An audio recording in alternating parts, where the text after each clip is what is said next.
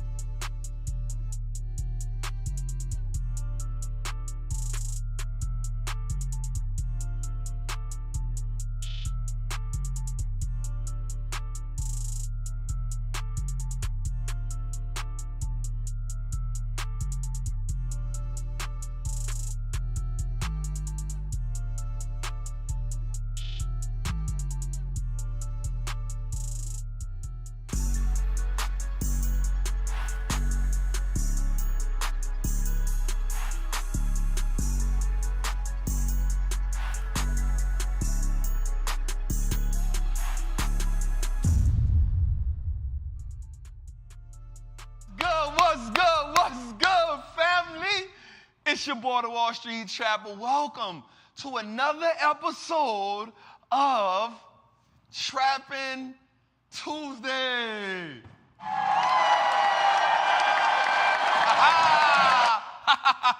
Listen, man, every day I get up, I'm grateful.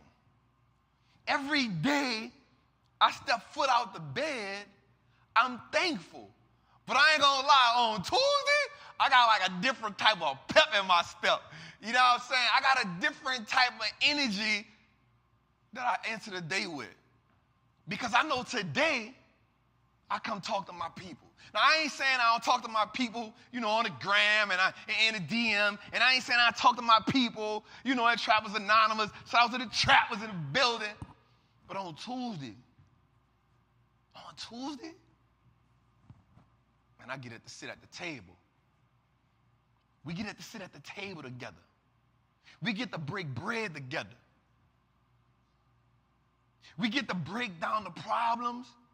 We get to come up with solutions. And we get to understand what makes us better. So on Tuesday, I'm excited because we get to make money together.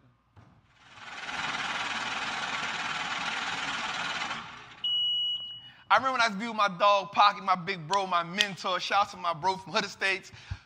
He used to have this saying that he told me because we used to always go out to eat, right? And we used to go out to eat. I used to fight him to pay the bill, right? Like I used to fight him to pay the bill.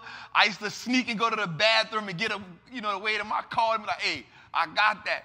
And one day he told me something that was real, real important, and it sat on me for a while. He said, Trap, a family that eat together can eat together.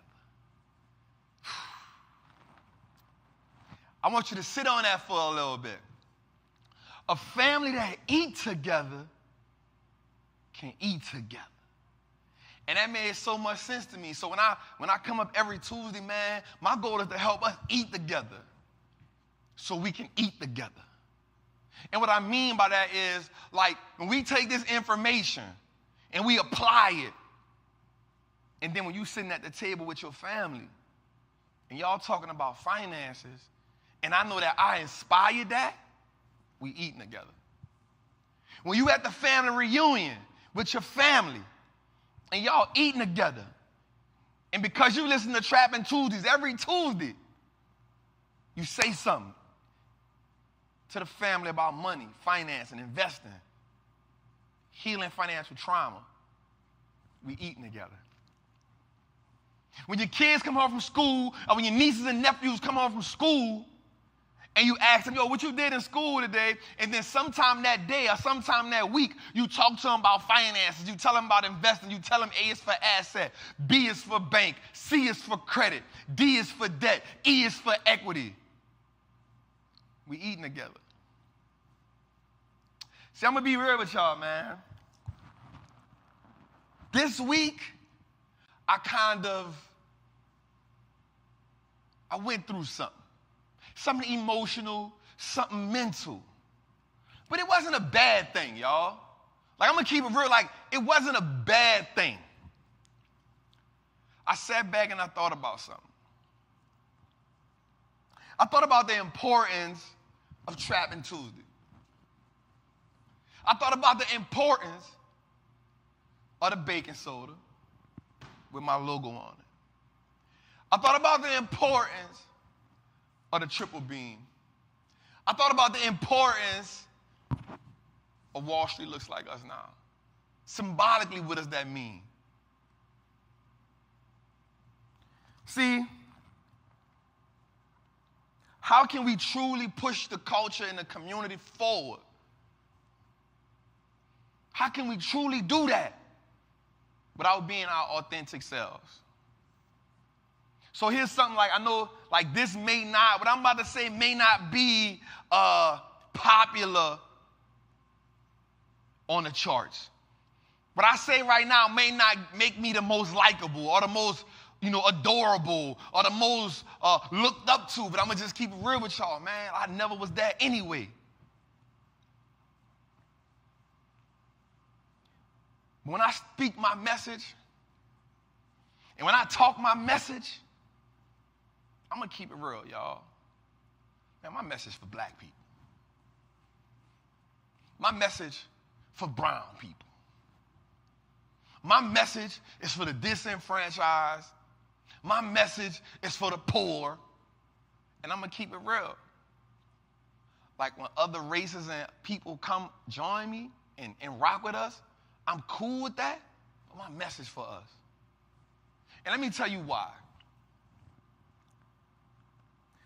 Because a lot of other shows, a lot of podcasts, a lot of audios, a lot of productions, we got to skate around the fact that you ain't specifically talking to black people. You got to skate around that. Oh, this message is for everybody. But what I've learned in America is other races and ethnic groups are proud to say, yo, we don't serve you. This ain't for you. This for us. They okay with that. But yet, every time we get pro-us, it's a problem. It's a you're no better than this. But just because I'm pro this don't mean I'm anti that. Just because I'm pro this don't mean I don't like that. It just means I really, really, really want to see us win. And every time I look at the leaders And every time I look at the people who came before us and they solely stuck to, I want us to win, as always was a problem. Like, I want to take us back for a second, right? Like, so when you listen to Trappin Tuesday, yes, I talk about stocks, yes, I talk about finances, but I talk about the culture. I talk about the community. I talk about the premeditated financial genocide of my people. So that ain't going to be the most popularized. But I know I stand on this. And so when I said this is the Wall Street looks like us now network, I was dedicated to saying, yes, black, yes, brown, yes, poor and disenfranchised. Yes, this is for us. This is who we need to see come to the top. We need a message that's dedicated to us. Because here's why, y'all. When I look at the ratings and the rankings, you know what I see? I see us sprinkled in there somewhere. When I went on Wall Street, you know what I saw? 3 black men. That's what I saw. Maybe one Hispanic or Latino. That means we not strong when it comes to speaking and putting financial knowledge out there. And that has to change because we know we're smart enough. But what happens is every time we get a message, it got to be watered down. So I think about one of my favorite black men of all time, El-Hajj Malik Shabazz. You know him as Malcolm X. There's a scene in the movie when Malcolm is walking up the stairs and this white woman comes to Malcolm and she says, "How can I help your cause?" And Malcolm said, "You can't." So you can't. And some people ain't take that right. Some people thought Malcolm was tripping, but I don't think he was tripping. I think what he was saying was, before you can help my cause, I gotta help it. Before I let you get in and help us do what we gotta do, we need us to get in and do what we gotta do. The minute Martin Luther King stopped trying to get us to integrate, the minute he starts saying, spend your money, go look at the last speech he did. The day before he got killed, he went to saying, yo, spend your money with black people. Build a black business. The minute he started, I walk my people into the burning house. It's time for us to get out. The minute he switched that talk, it's the minute he got assassinated. There's so much power when the poor unite. The powers that be understand that. That's why they keep us divided. That's why they keep us fighting. That's why the wealth track is so important, because we get to talk about lyrics that helped us become wealthy that we skipped over. Think about Instagram. Think about social media. What goes viral the most? What goes viral the most? Black people fighting amongst one another. Black people getting messed up by the police. Mess, drama, the juicy, the toxicity. Mona Scott Young, Love and Hip Hop, painted a whole narrative around the black people in America. That all ladies do is fight and call each other B's and H's, throw drinks on each other, knock over table. We can't act right in civilization. All black men do is cheat and have disagreement. Like, that ain't the nature and the narrative of the black man and the black woman. But yet, that is the picture that's been painted. And sometimes when we see the picture so much, guess what we do? We agree with the goddamn picture. If I put something in your face so much, what you start doing is identifying with it. What you start doing is say, well, maybe that is me. How many times have you been talking to somebody in your life and you know they lying, but they keep saying a lie and you start questioning yourself like, wait, did that really happen? Am I tripping? Like, I was right there with you, and I don't remember that, but every time they tell a story, you'll be like, damn, I don't remember that. And they be like, man, you remember that? You'll be like, And then they say it so much, you'll be like, wait, did I? You know they ain't lying, but you start questioning yourself like, did I not miss that? That's what happens when you keep painting the picture repetitive and you keep telling the person the same thing repetitive, repetitive, repetitive, repetitive, repetitive. You become the lie. So I'm going to be real with y'all. When you see the Wallstreet looks like us now network, it's important for me, and I'm going to just keep it 100 with you. It's important for me that you don't see iHeartMedia on there. I'm going to keep it 100. It's important for me that you don't see no other media company on mine but the Wallstreet looks like us now network. It's important that you see that. It's important. Before I get any further, I want you to do me a favor, man. Like this, subscribe to this, and share this. And when you get off this, I want you to do me another favor. I want you to go to Apple Podcasts. I want you to go to Spotify. And I want you to download it. I want you to give me a good rate. And I want you to share that with somebody. You know why? Because that's what helped me get to the #1 spot. Because when I look at Dave Ramsey at the #1 spot, and he dropped another show, and that became the #1 and #2 spot, I ain't seen nothing else on there but the Dave Ramsey Network. That's all I saw. That's all I saw. I ain't see iHeartMedia. I ain't see this media. I saw the Dave Ramsey Network. And as I go through the charts, all I see is the Dave Ramsey Network. He dominating. So I need us to be bold enough. I need us to be audacious enough to go after this. Because what I represent us. And I'm going to stand in the paint. And I'm going to build it from scratch. And the only people I'm going to ask to help me is the trappers. The only people I'm going to say, yo, we got to get to that #1 spot is the trappers. Because y'all my support system. And so I make sure we come every week and give y'all grade A performance, grade A production, grade A graphics. Because I know what I'm competing with.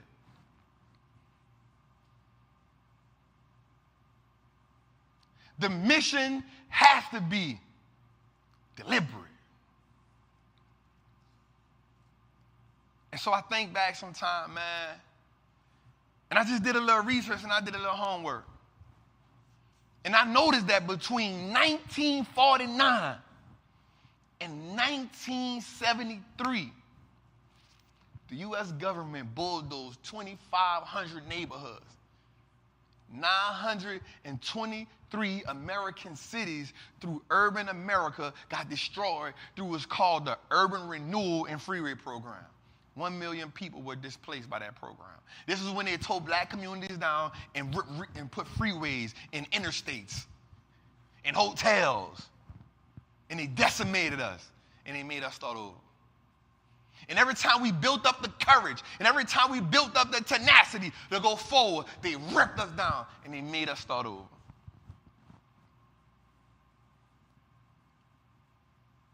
And then they act like we were the reason why we act the way we act. Because every time you be hopeful, every time you see daylight, every time you see progress, the rug is ripped up from underneath you or the rules get changed.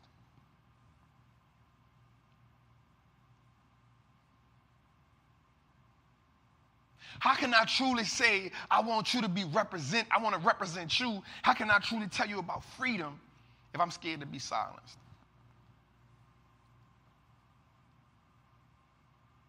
If I'm scared for you to take my page down? How can I truly represent freedom when you got my network hanging like this on your platform? The minute you take your platform from me, I'm back where I started. That ain't real freedom.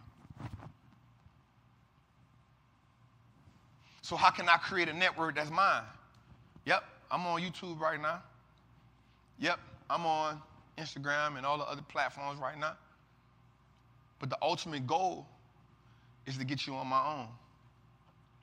The ultimate goal is to be super independent. That's the goal, y'all. That's what I'm doing this for. Because you looking at somebody who was wrote off as a statistic. You're looking at somebody who's supposed to be back in prison or dead. You're not looking at somebody who's inspired to have his own network. You're not looking at somebody who's inspired to empower people financially. You're not looking at somebody who wants to help people build generational wealth while I build my own generational wealth. You're looking at somebody who is not supposed to be prosperous and seek prosperity and then want other people to be prosperous along with him. You're looking at that person.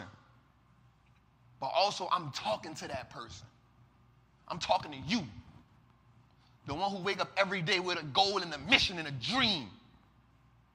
And even though it get hard, you push through. I'm talking to you, the one who won't quit, the one who think that building wealth is hard because every time you get on social media, you saw somebody take a trip. You saw somebody buy a new bag. You saw somebody buy a new car. You saw somebody buy a new house. I'm talking to you. I represent you. My partner just called me. 25 years I've been rocking with him. We met when I was 17. He was 17. His name Willie Nash. I was on attempt murder on robbery. He was on attempt murder on robbery. When I met him, he was strung out on dope. He came to jail. He had been running the street. He slept for 3 days. I gave him his food every day. He's been in jail since 2000. His mama just passed away. He got a year left. I've been josing him since I come home in 2007, sending him money, answering the call, putting money on my thing. I've been josing him. I watched one of his sisters pass away. I sent them money for that. And what did I see? When I called him, he said, bro, my mom passed away, bro. I only had a year left, bro, that hurt me. I said, hey, bro, when you come home, I got you. I don't know what that feel like, but I know one thing, bro. I got you. But I know what it's like to be in that place and you feel helpless. I know what it's like to be in that place and feel like nobody ain't got you. I know what it's like to come home and nobody don't got nothing for you. My guy, I got you. So to my brother who I talked to today, I got you. This on air. This on my show. This on my audio. I got you, bro. I promise that. I promise that. So look, man, as we open up, man, listen, woo! How y'all feel? Hey, if you fired up like I'm fired up, I'm ready.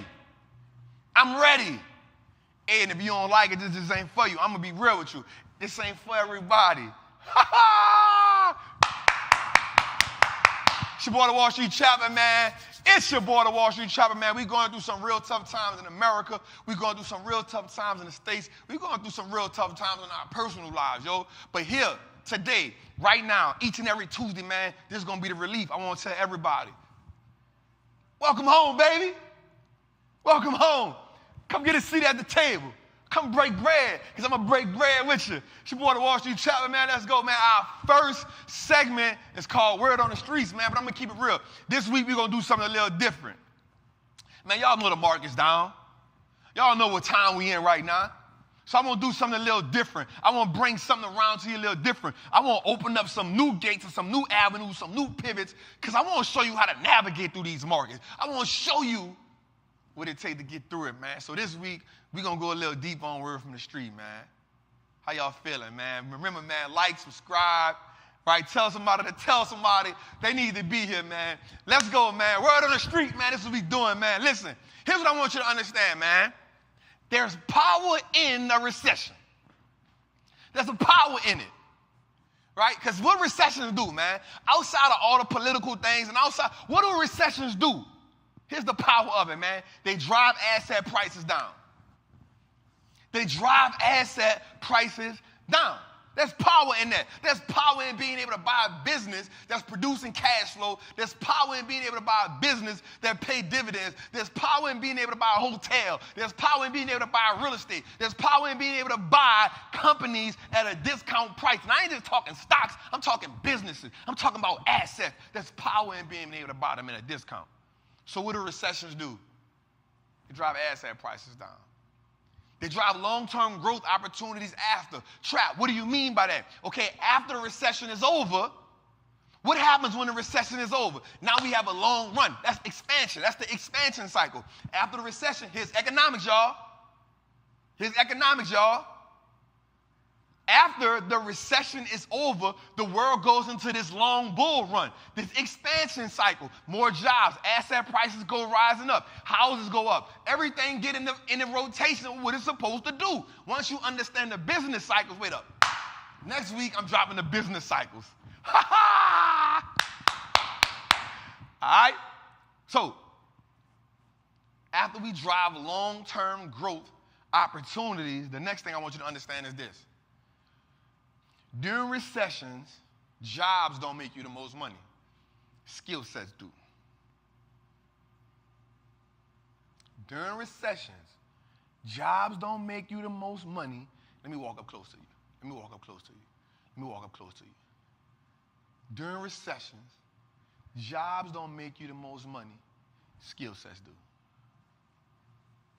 Ooh, woo. Woo. So what I'm saying is don't quit your job. I'm saying you need to learn the skill set because the skill set is going to make you, everything is in high demand during a recession. Think about it. Somebody like Eric Thomas during a recession, he can make the most money he ever made. Why? Because people need to be motivated. People need to be inspired. Think about it. During recessions, somebody that can teach somebody how to do something outside of their job is going to make the most money. Why? Because people are looking for other incomes outside of their job. That is the one thing we know that the pandemic taught us. The pandemic taught you one thing and one thing for sure. If it didn't, it taught you there's no such thing as job security. All right. So skill sets offer more opportunities than jobs.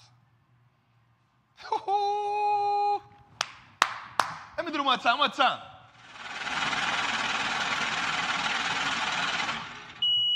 You hear me? So let's move forward, man. Let's dig, right? So here's the mindset that you have to win in a recession. The first thing you must realize is you have to see value while other people only see price.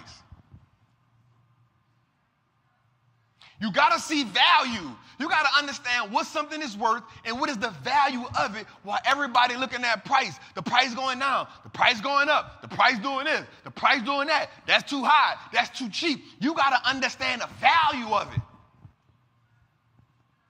See, I'm taking you to another level today. This is episode 8, y'all. We going up because I want you to win. This is an opportunity. I'm going to keep it 100% with y'all, real talk. Like you only get like 2 of these opportunities every 20 years.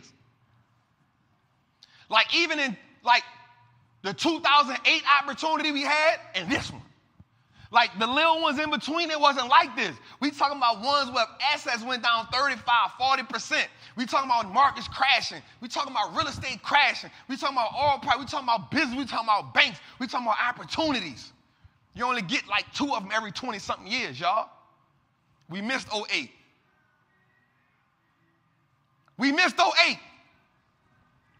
But we not going to miss 2021, 2022, and 2023. Here's the mindset you got to have. You got to have the mindset that sees value when others sees prices. All right, let's go a little deeper here. You have to see the information and the data for what it is and not what the headline's saying. Headlines are meant to drive you one way or another. Headlines are meant to drive you one way or another. Data and information tell us the facts. Ooh, and we cooking different tonight. I know y'all want to be all calm and chill, but I'm big energy, man. Y'all know that, right? Let's go. You have to see opportunity where others see opposition and disaster. Does that make sense? Does that make sense? So people are looking at the recession. Let's make it make sense. People are looking at the recession and getting scared. I don't know what to do, Trap. Tell me what to do, Trap. What I need to buy, Trap? I'm taking my money out of the market, Trap. Do I take my money out of the bank, Trap? What I do with my 401k, Trap? Do I sell the house, Trap? Should I buy a house, Trap? I need to learn something, Trap. When the true thing is, where's the opportunity in this all? See, we looking at the environment for what it is right now. But long-term wealth is built over time. What is going on right now, how does it affect the future? How do we transition into what's coming? Where's the opportunity at? Okay, let me go into my next step. Right? You got to think long-term and not short. No family, no company was built overnight. No wealth was generated overnight. And nothing that was sustainable happened fast. You got to stop looking at your right now saying this is what, you got to be like, yo, the decisions that I've made over the last 5 years of my life compounded to where I am right now. Like, the first thing we got to do is be truthful. Like, you ain't get here because you made a bad decision yesterday. You got here because the decisions you've made 2 years, 5 years, 6 years, up until now have compounded, and this is the interest of your decisions. Ooh. No one's whispering about the R word anymore.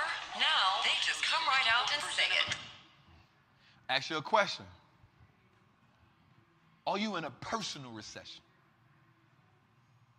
Like before the headline said it. Were you already in a personal recession? Was the inflation on what you were doing already high? Was your money getting eaten away about nonsense and BS before the news even said it? Ooh, we talking deep right now. Because it's easy for us to blame. We in a recession, I ain't got no money. Everybody spend their money different. So what is the long term and not the short term? All right, let's go a little further, You have to follow a game plan and not the crowd. Okay. That's deep, that trap.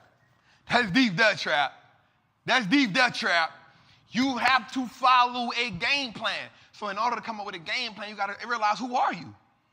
Who are you as an investor? What are your goals? What are your values? Where are your weaknesses at? What am I disciplined in? What am I undisciplined in? What do I need help at? Where am I strong at? You formulate a game plan. How do you formulate a game plan? Okay, well, we put these things in order. The reason why you following the crowd is because you don't have a game plan. And when the crowd gets slaughtered, you get slaughtered, and now that trauma keeps you from building wealth. I came today on a different type of vibe. I ain't taking no prisoners. Because what happens is, man, I need us to be accountable. I need us to leave tonight's show and be like, you know what? I know what I got to do. I know what I need to learn.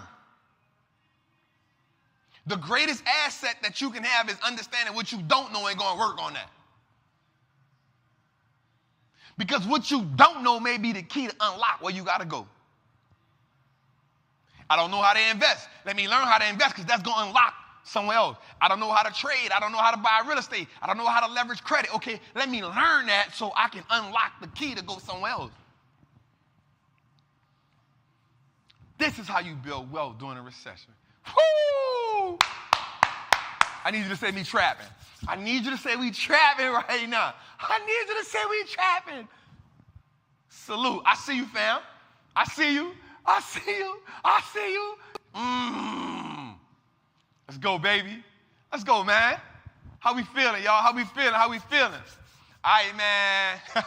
Houston, we have a problem. Here's why we have a problem.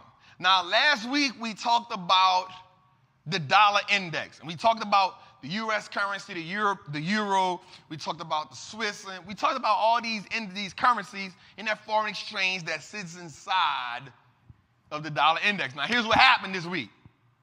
Well, this happened last week. Japan sold some U.S. dollars to buy the yen. Okay, so how did they sell U.S. dollars, Trap? Well, Japan sold some U.S. currencies that they had. They sold those. When they sold those, buying yields went up. Because it happened all at once. Buying yields went up. I'm going to keep it real, y'all. When buying yields go up, when buying yields get high, this doesn't really too good for tech stocks. We've seen techs get punished. You know, my low is that the S&P will go to 3,200. Which means in my mind, I'm thinking we're going to wipe away all the pandemic gains. We're going to rebalance the triple beam.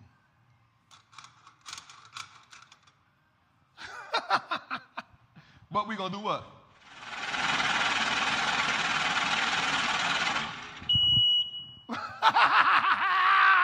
I'm getting the hang of it, like I'm singing, like I'm getting it. I'm getting it. You dig? But in my mind, I think, because here's what happened. When I made this call, when I said it, and I'm not saying I'm right, I'm just basing this off the information that I see. I'm basing it off of what I see from information, from rhythm, from data. I'm seeing with the Fed tightening, like the only way we're going to get down to 2% to 2.5% inflation is if he keep on tightening. He keep on tightening that thing up. He going to keep grinding. I listened to that report last week. That man said pain 9 times in 30 minutes. It's going to be painful. It's going to be painful. We're going to use the tools we have. It's painful. We're going to inflict some pain. It's going to be painful for people. The man said the word pain, and he let the market know he's not playing. I'm pain. And see, that hurt the market. So, like, what happens with Wall Street is they think they can just, like, bully you. Like, they think they can bully Jerome. Jerome like, yo, I'm tired of y'all playing with me. I'm tired of y'all playing with me. I'm tired of y'all thinking I'm a pushover. Crank. Crank. Sell bonds. Crank. Interest rates up. And he getting off bonds. Selling, getting off bonds. It crank. And the market ain't used to that. The market ain't used to that. The market's screaming right now. The market is screaming right now. Stop. Stop. Jerome like, nope. This thing coming down. This thing coming, I ain't stopping till it get down to 2%. Now, let me tell you how this works now. The interest rates, the rate hikes that he's using, the crazy part is we won't see them in full effect until 8 months to a year. So if he keep cranking, he's going to be ahead of it so much, by the time he stops, he's going to have to catch up. And now he's going to have to put some more in the market. But that's how he letting them know, I'm not playing. I'm getting this thing down. Now, the bad part about that is this. Here's what I'm telling you about the last thing we talked about is the people at the top ain't going to worry about that. They're not going to feel it because they're going to still spend money how they spend money. They're going to still buy what they want to buy. All right? Somebody was on CNBC the other day looking at a $20 billion condo in New York. I mean, $20 million condo in New York. Highest condo out there. $20 million sitting on top of the thing up there. $20 million. Condo in New York. 130 floors. The rich and the wealthy still go. They not feeling this. But who feeling it? Me and you. And I keep telling y'all, if you made $1 million, you ain't generational. So what if you made $1 million? I'm a 7-figure earner. So what? Shut up. Shut up.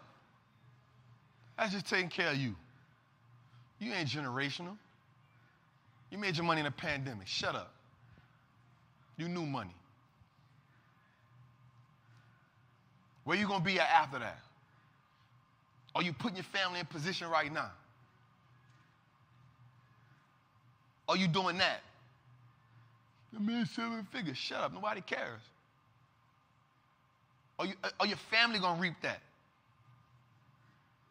Or are you going to die with a bunch of Fendi, Louis Vuitton?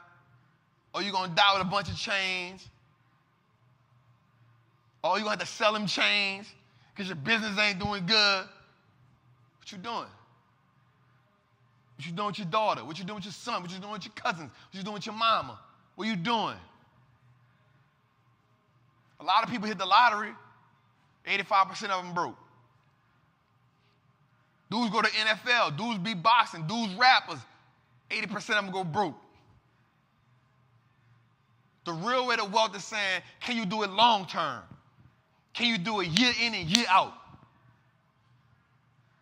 Can you do it year in and year out? Can you go through economic crises? Can you go through downturns? Can you go through recessions? Can you go through that and come out and be wealthy on the other side? Can you still hold strong? That's what's impressive. Kev, you made $1 million. Shut up. I'm in my bag tonight, man. I've been working out too, y'all. You see that? Wallstreet look like us now starting to sit up a little bit. You hear me? Ooh, look at that. All right, bet. Chill. All right, so listen, man, but here's why we really got a problem. Because now we have 3 parties selling bonds. You got the Fed selling bonds, you got China selling bonds, and now you got the Bank of Japan selling bonds. Everybody's selling bonds. New money, America got to pay up. People want if I sell a bond, I mean you got to pay up. And okay, you got to understand this, y'all. The Federal Reserve and the United States government is 2 different entities. Oh, you ain't know that? The Federal Reserve and the United States government is 2 completely different entities. There's a family of people that make money, dividends, of lending money to America. So every profit that the Federal Reserve make, there's a family of people that make money off that. Oh, we talking different. Now, see, they don't got nothing to do with America. There's a group of people that came together and told America, hey, listen, y'all make the law, let us deal with the money. Some bankers. Go read the Creature of Jekyll Island.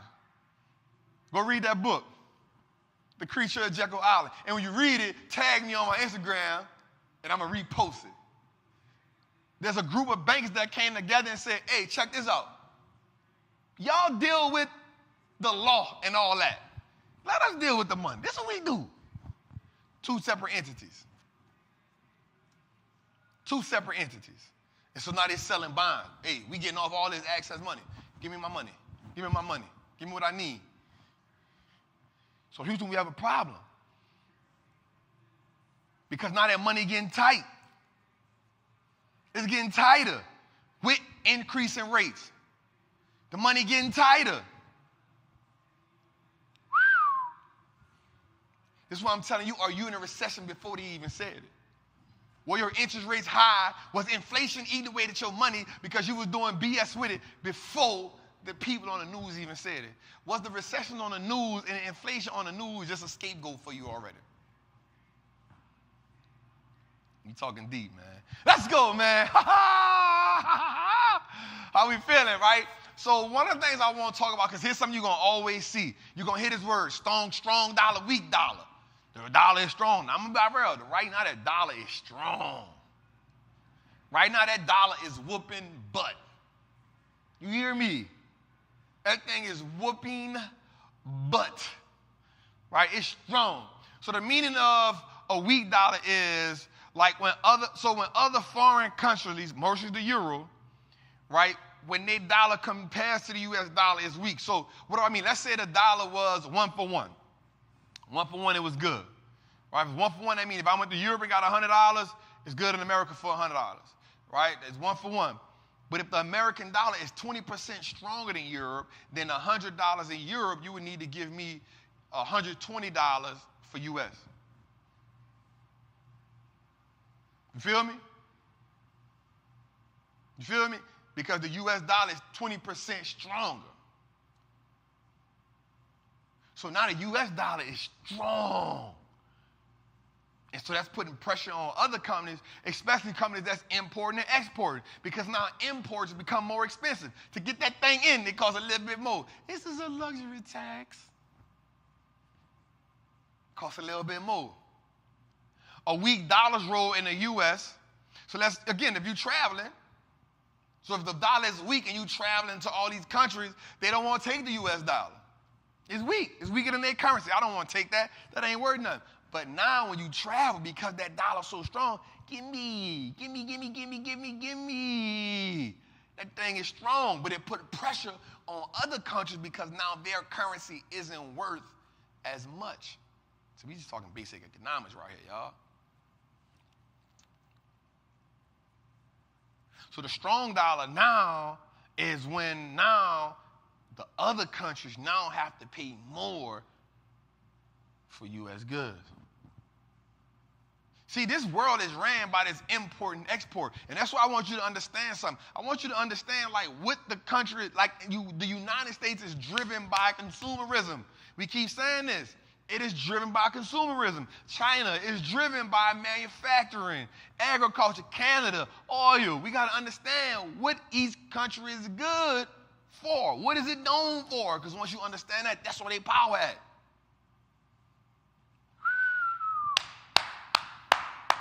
Let's go, man. We traveling tonight. Hey, I hope you got your pen and your pad tonight, you feel me? First of all, I want you to do something for me, man. Like and subscribe and share. Like it, subscribe to it, share it, leave a comment. That's how we get traction. Listen, I'm telling you, at some point I'm not gonna be on these people's platforms. You be coming straight to my app, straight to my network, watching me. Just give me some time to figure it out. Right? Also, Thursdays, 5 o'clock, man. Understand Thursdays, 5 o'clock p.m. Eastern time, the audio drops. Make sure you check that out, man. Right? Like that, listen to it, download it, and share. Yep, I'm going to tell y'all. Because that's how we going to get. I want y'all to think about something right quick. Right? Think about something right quick. Think about something. The Wall Street Trapper. The network is the Wall Street Looks Like Us Now network. Just imagine how that looks as the #1 audio show talking about investing and finance. What a punch in the gut to America that is. A black man who's been in prison, who's from the ghettos of America. Mama was on drugs, mama used drugs, mama was amazing. No father, been to prison, dropped out of school. And I'm teaching finances? I'm teaching investing? And we got the #1 show? Well, Dave ain't gonna like that.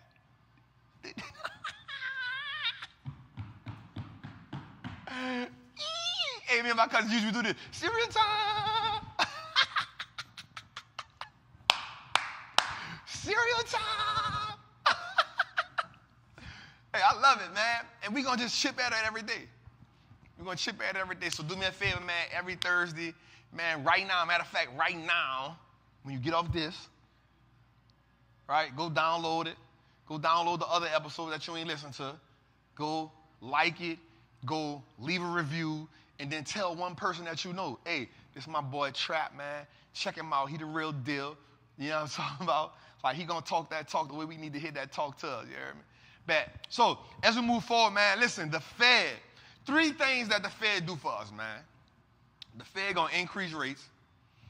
Like, this is what they're doing right now. They're going to increase rates. They're going to tell us why they did it. This is why we're increasing rates. Because inflation has to be driven down. And the only way we can drive inflation down right now is by doing this. And then they're going to tell us what they plan to do in the future. Now, here's what I want to say. Here's what I want to say about this, and I'm not going to lie. Yes, rate inflation, increasing rates is punishing us. But I kind of, I can say what I want to say. But I'm not mad at Jerome for what he doing right now. And here's why. The market truly should have crashed in 2020. It should have crashed. Right? Now, this is just my perspective. This is my outlook on it. The market should have crashed in 2020, but that lasted like a month. Right? Jerome stepped in, boom. They start flooding the world with money. Now, here's the thing about that. Imagine a world with COVID and a recession. I want you to take a minute and imagine that world. Right? Like we don't know we don't know how this virus is doing. We don't want to touch nobody. We don't want to hug nobody. We don't want to cough. We don't want to sneeze. We seen people die, God bless their soul. We seen people die by the hundreds and the thousands, and everything we see on the news is dead body, dead body, dead body, dead body. Every time we get a phone call, somebody died, somebody died. The world is in panic. Now imagine on top of that, we dealing with what we dealing with right now. Imagine on top of that, people ain't got no jobs, right? Imagine on top of that, people, money, gas is through the roof. Imagine on top of that, rent price. Imagine if they don't flood us with all that money. Imagine going through COVID and that without the fake money. Anarchy at its finest. Anarchy at its finest. You know why it's anarchy at its finest? Because instead of seeing crime go crazy, you saw the Louis Vuitton stores go crazy. You saw the malls go crazy. You saw the gold chain. People were just spending money. It was free money. But it took people's mind of what was going on. Listen, I'm going to just keep it real with you. Like, yes, sometimes you got to distract people from what's really going on, bro. Like, you got to understand the business of America. Now, again, I know people ain't going to like, man, Trap, you tripping. But just imagine going through COVID 2020 when we locked down and you ain't got no money. Imagine going through that. Ain't no remote working. Imagine, that would have been painful. So he did what he had to do. I'm not mad at him for that. I could be wrong. Y'all going to eat me up. People going to talk, man, you Trap. You don't know what you're talking about. I'm just speaking from somebody who's poor. I ain't speaking to it from an analytical. I ain't speaking at it from an economic point of view. I'm speaking at it from a poor people point of view, from a lower class citizen point of view. Imagine going through that and not having no money all at one time. That's scary. So, Jerome hiking. Jerome gonna keep hiking. And we gotta thug our way through it, man. The Fed supposed to do three things right now, man. They're gonna increase rates, they're gonna tell us why they did it, and they're gonna tell us what they plan to do about it moving forward. And every time this man talk, and y'all know what I said last time.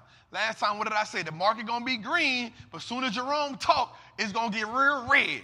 And since then, we've been going down. When I said we at 4,000, I said, I see 32 happening. We down 400 points since then. It is what it is, man. Let's go, man. Let's go, family, right? So let's look at the rate hikes what they've done right here. So in March 17, gave 25 points. May the 5th, 50. June 16, 75. July, 75. September, 75. I think he'll give us 75 again. I think he'll give us 50. Depending on the report, I think he'll give us 50 in December. He'll come back and give us 50 early 2023. And then from there, he's going to see what we got to do. This ain't about to stop no time soon. And as long as he's doing this, the market's going to do this. Because even though it's supposed to be baked in, people moving with what? Emotion. Jerome ain't playing. He like, bro, this is what we doing. And so my advice is to find great companies that you like, get a valuation on them, scale into them, man. Scale into them, man. Oh, right quick, man, let me let y'all know something, man. Listen, because I understand what's going on right now, I am hosting a free webinar. A free webinar called Wire for Wealth. Listen, the first time I did this, it was for 4 days, and we had 65,000 registrants. Nobody in the field has ever done that before, man. Shout out to the Trappers for showing up. And we put in a lot of game. But this time we're going to do it for 90 minutes. It's free. It's just going to cost you some time, which is your most expensive asset. It's going to cost you some attention because I need your attention. It's going to cost you willing to just sit down and do the work. All right, so for 90 minutes, man, we tapping in. Make sure you click the link, man. Join that October 6th, 8 o'clock Eastern time. Wired for Wealth, y'all. We want to switch the programming, right? What we're going to do is we're going to show you, I'm going to break down to you like why recessions are the time to make money, what to look for in businesses, how to actually beat the market, and I'm going to actually show you the portfolio I built during the recession, and right now it's up 16%. The market is down 18%, right? So I'm going to show you that. So definitely come check that out. Join that. Trappin in a recession, man. Listen, here's what I'm trying to understand right now, man. The U.S. banks have $6 trillion to lend, but companies or people aren't buying or losing that money. Why? Because interest rates are too high. But during that same season, here's the kicker to this, right? During the same season, $50 billion alone have been made off overdraft fees.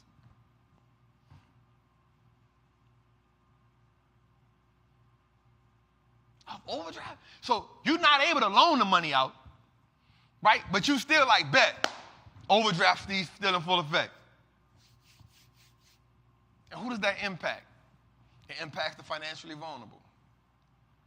And when asked, who would be willing to cut their fees during this time? The only bank that stood up was Citibank and Bank of America. Everybody else was like, shit, they're going to pay these fees. That shows you the nature of the beast. Unemployment is at 3.7%. 6 million people are unemployed.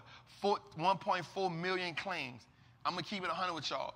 If that unemployment gets to its 12-month average, which is 4%, which is back to the January lows, it's another high indicator we're in a deep recession.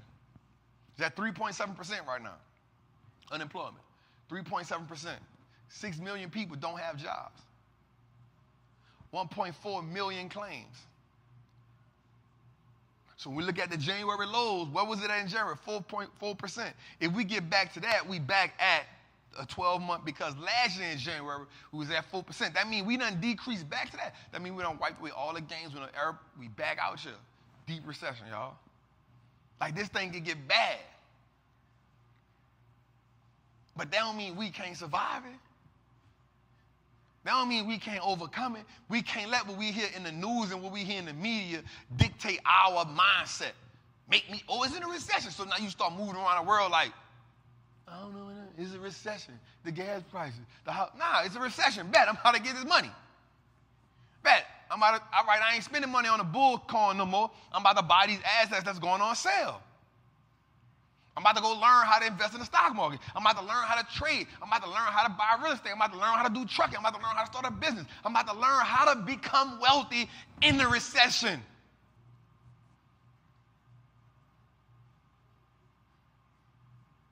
Let's go, man. Let's get it up, man. Here's what I want you to understand. During the same time, Amazon cut 396 jobs. Then they just cut another 480. VFC Corp, the same people that make Timberland's Dickies, they cut 600 jobs. Disney cut 200 jobs.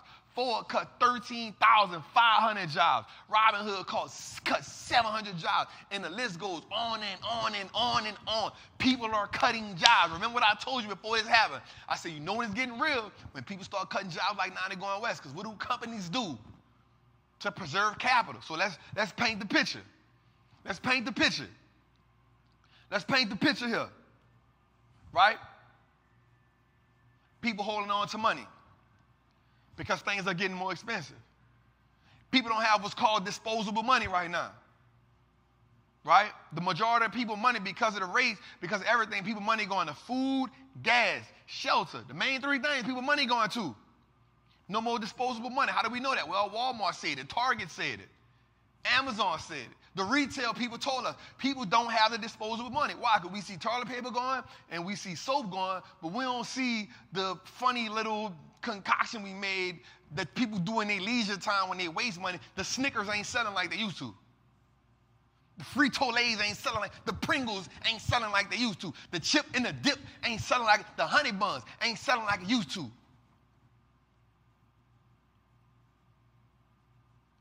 Right?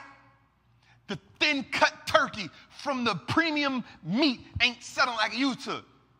They're getting a packaged bologna. The Sunbeam bread, the bunny bread ain't selling like it used to. I need the generic brand.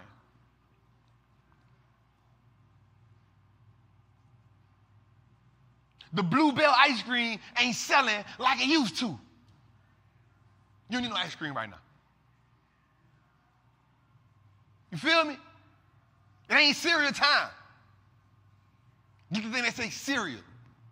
You don't get Lucky Charms, you get Lucky Snacks. You ain't get Frosted Flakes, you getting flakes. How do we know that? Because the retailers is telling us, yo, Walmart, Target, Kroger, Public, all these public companies that's missing earnings, they tell us the same thing. The disposable money ain't there. People not going to the bakery getting the pound cakes no more. People ain't getting give me the fresh donuts, give me the fresh. Oh, man. People in the bakery just sitting there on the counter. Hey, what's up? Y'all buy something? Nah, we good, man. All right, dude. I'm good. I don't want it. People ain't going to the store no more, right? Just snatching and grabbing. People got lists now. That ain't on my list. And then when they get to the register, they're saying, take that out the bag. I don't want that. I don't want that. I don't want that. And they leave. Now the person on the cash register got 8 different things on the side that they got to call somebody to come get. They don't want these. This is what's going on in the stores. It's not a game. But what did I say? I said you're going to see stores laying people off, stores going out of business, acquisitions going to happen, companies going to start cutting dividends. Companies going to start lowering guidance. And what are we seeing? This ain't a crystal ball, that's a triple beam. It's not a crystal ball, it's a triple beam. Just put it on a scale and weigh it. Boop. Let's move on, man. How we feeling, man? How we feeling, man? Listen, I told you we're going to do something a little different today. We're going to do something a little bit different today. Just a little bit different. So it's like, man, the average fall in a recession is 31%. That's the average fall. As of today, we at 26%. That means we got about 5% more left to go, man. That's just to be average. But remember, every situation is different. Every economic situation is different. So because every situation is different, it can go deeper and deeper. Jerome's saying he not stopping until that thing get down to 2%, which means we may go into that up until 2024, y'all. I'm just being real with you. The average recession lasts about 18 months, anywhere between 9 to 18 months. Grab a Snicker, man. We're going to be here for a while. Move on, man. Let's go. Listen, I know y'all heard me say this, man, but like I'm really not playing. Apple is truly holding the market up. They're still the biggest company on the market by market cap, right? But I'm going to be real with you. So remember I talked about this a while back. It's called a rollover correction. So rollover correction is when the big companies are doing good, but then the small companies, so the big, like the Apples, the Microsoft, the Googles, the Amazons, right? When they holding up, but then the other companies underneath them are going through corrections, right? But now what happens is the Amazons, the Microsofts, the Google, they too is falling. They too down, right? So now the only person fighting is Apple. Side step, side step. You gotta be from New Orleans about that side step. You gotta be from side step, boy. Ooh, ooh. What's that? What's that? What's that? What's that? What's that? Ooh. But I remember I fighting with that boy side step. Bang! That boy hit me with something serious. I just know a knock came out of nowhere. I was mad. I was mad at that boy. I fought that boy to the death. That boy, boy, I got a knot, boy. I'm not stopping until I see a knot on you. You hear me? But check this out, man. Apple is truly holding the market up right now. They are fighting, right? And I'm going to just keep it 100% real with you, and you can hear me. I'm saying this. Apple goes to 130. Apple goes under 130, we got an issue. Because now the one leg, so think about this. Think about having a table, right? Think about a table and then think about every leg on the table is weak and you got one thing holding the table up. And that one leg, even though Apple down right now, because it's the biggest company on the market cap that's on the market, when big investors start getting out of Apple, when they start losing confidence in Apple, that's pressure. When they start losing confidence in Apple, when they start saying, yo, I'm getting on the sideline, that's when we got a problem. Now, we got a problem already, but you'll see a real collapse when you see them get up out of Apple. Let's go, man. We chapping right here, right? So here's what I do want you to understand, right? Here's what companies are doing, right? So a lot of companies right now are because yields are so high, so now we giving you game, right? Because yields are so high, a lot of companies are falling back into the buying market. Right? And so what happens, you got companies like Apple getting 4.31% on their bonds. Right? You get General Motors getting 5.78% on their bonds. You get Home Depot with 4.3% on their bonds, and Ford getting 6.7% on their bonds. So what they're doing is companies still want to get a return for their money and making investments, and that ain't working right now. So they're like, yo, let me just put my money. So you hear Apple got $190-something billion in cash. Well, they got a lot of that money in bonds to get a short-term return on that money. And so if they can get a return on that money, it's better than them just having the money sitting on the side. But even right now, with buying yields so high, even cash is getting a return. Right? So I wanted y'all to see that and understand that, right? Even though the market is falling, companies are now taking their money, putting it in bonds. So here's what happens, y'all. What happens when the big investors are losing confidence in Apple and the buying yields? Look at that 2-year and that 10-year. That 2-year is up over that 10-year. So investors are getting more money for putting their money in short-term bonds. Anytime the market rewards a short-term investment longer than a long-term investment, we're in trouble. The 4-year peak, that 4.2, that thing. All right, man, let's go, man. We own it, man. We own it. So I heard this. I'm not going to lie, y'all. Like, this kind of pissed me off, right? This one here pissed me off. So they're calling it like a watchdog, right? And they're saying that a watchdog is going after people who stole PPP loans. They said a watchdog is going after people. Wait up, can't mess my baking soda up. Right? So they're saying a watchdog is going after people who committed PPP loan fraud. Right? It's saying $45.6 billion was stolen in COVID relief money. Now, here's what I want you to understand.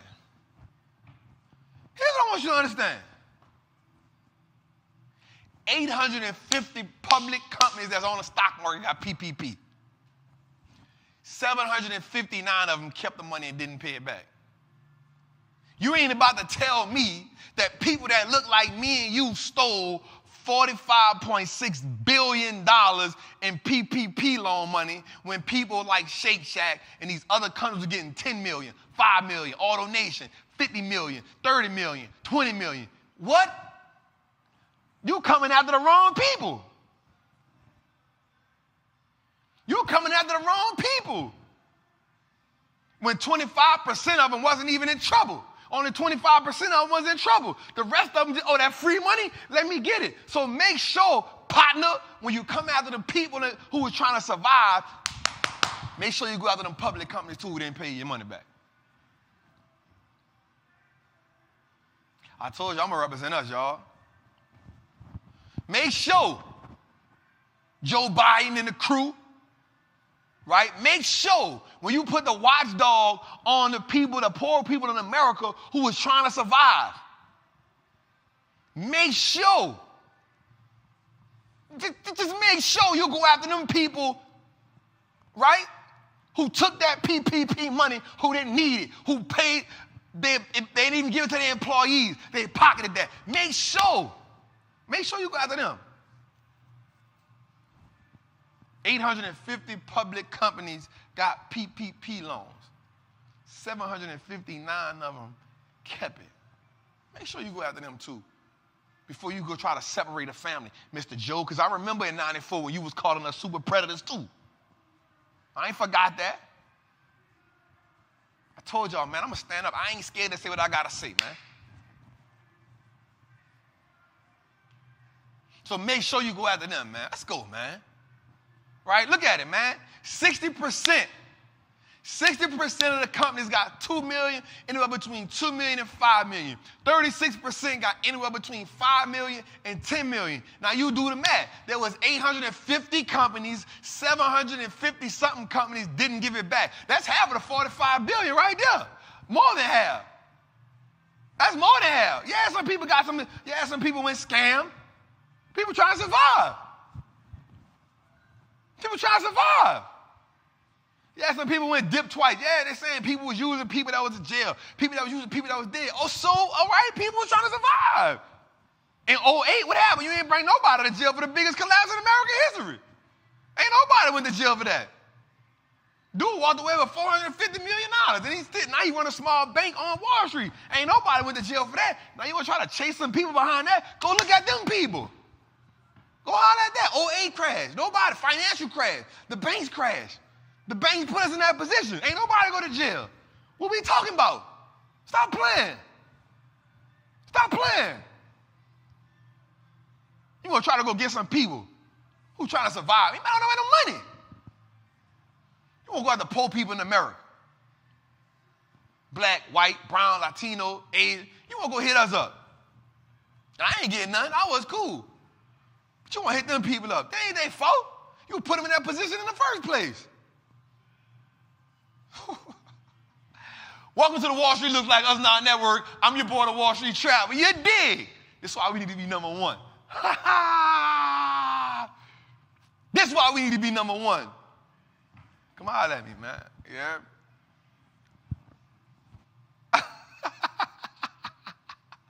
Let's go, man. How we feeling tonight, man? Hey, tonight one of them nights, man. I'm telling you. Oh, man. This dude here, Putin, bruh, So first of all, he getting his ass whooped by them Ukrainians. I ain't gonna lie. When that dude from Ukraine said something, he said something that was real strong. He said, I don't need an escape route. I need more ammunition. Cuz.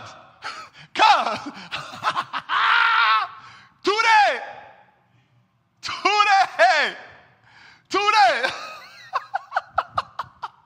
Toot in the back looking at the camera like, yo, what is he talking about? Hey, cuz, you was in the army before, cuz. That boy said, I don't need no escape route. I need ammunition. That boy said, I'm going to down my shield. Bring it. What we talking about? Boys on CNBC, that boys on CNBC with a shirt on like, yo, I'm at war. I ain't wearing no suit. What we talking about? I don't need evacuating route. I need ammunition. I said, ooh, he with the smoke. But guess what that did? His people said, we with it. We with it. We with the smoke. We with the crap. I respect that. Down your shield, fam. But see, that's a different type of energy. Spartans, oh. That's what that is, cuz. Oh, what we doing? You ain't never been up against a challenge. You like, bro, I got more heart than you. I got more fight in me than you, bro. I'm big dog. I'm just in a small frame. What's up? You ain't never, I remember being in there. Hey, I was in prison, yo, I'm not gonna lie, yo. So my dog, Fatty, shout out to my brother, Fatty, man, that's my dog.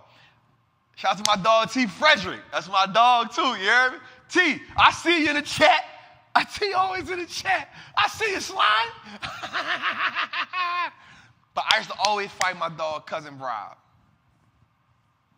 I was 16, 17. I used to fight Rob all the time, y'all.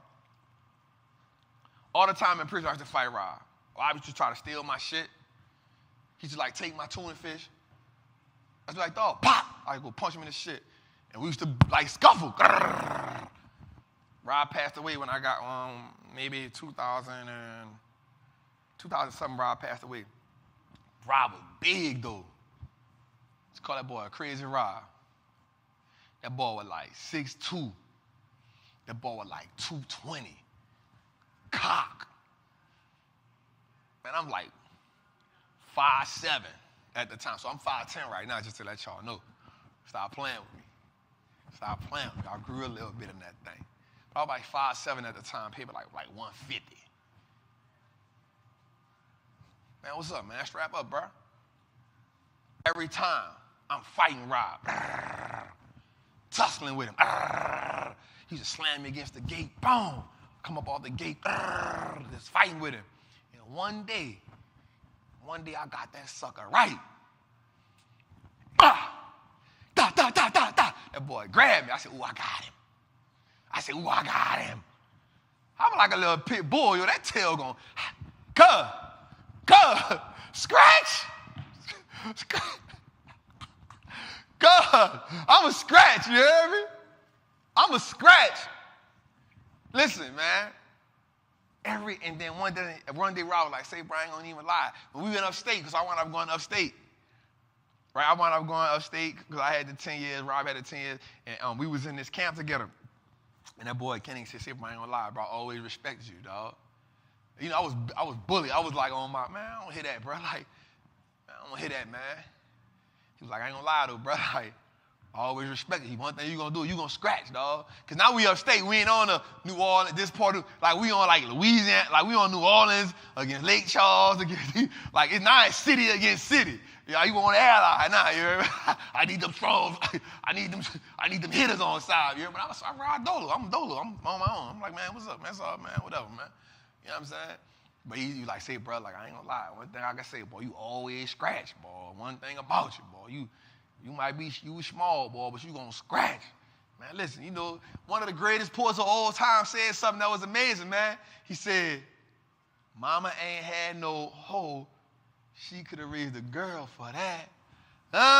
Shout out to Juvie, you hear me?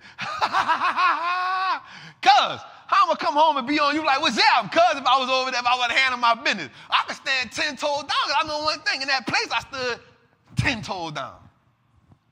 And everybody who knew me in that place, they rocking me right now the long way. We say, oh, boy, I'm like, what's up? Ain't no side stories, ain't no funny bunny business about free. My name's strong.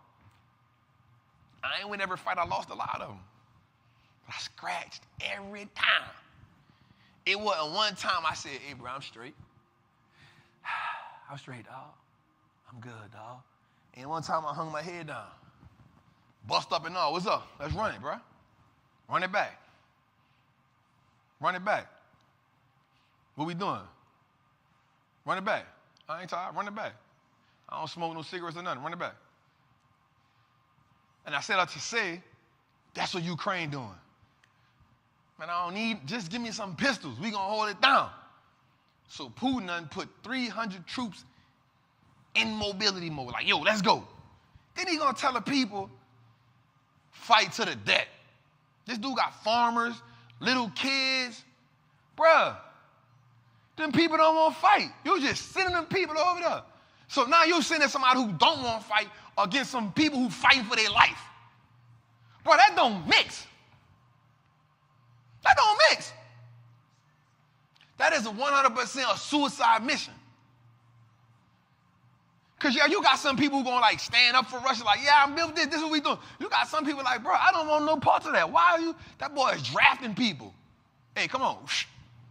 So you know how that go. The rich people in Russia going to be like, yo, not my kid. So you know who going over there now? The poor people. You sending people to get slaughtered. Because them people in Ukraine, here's the thing.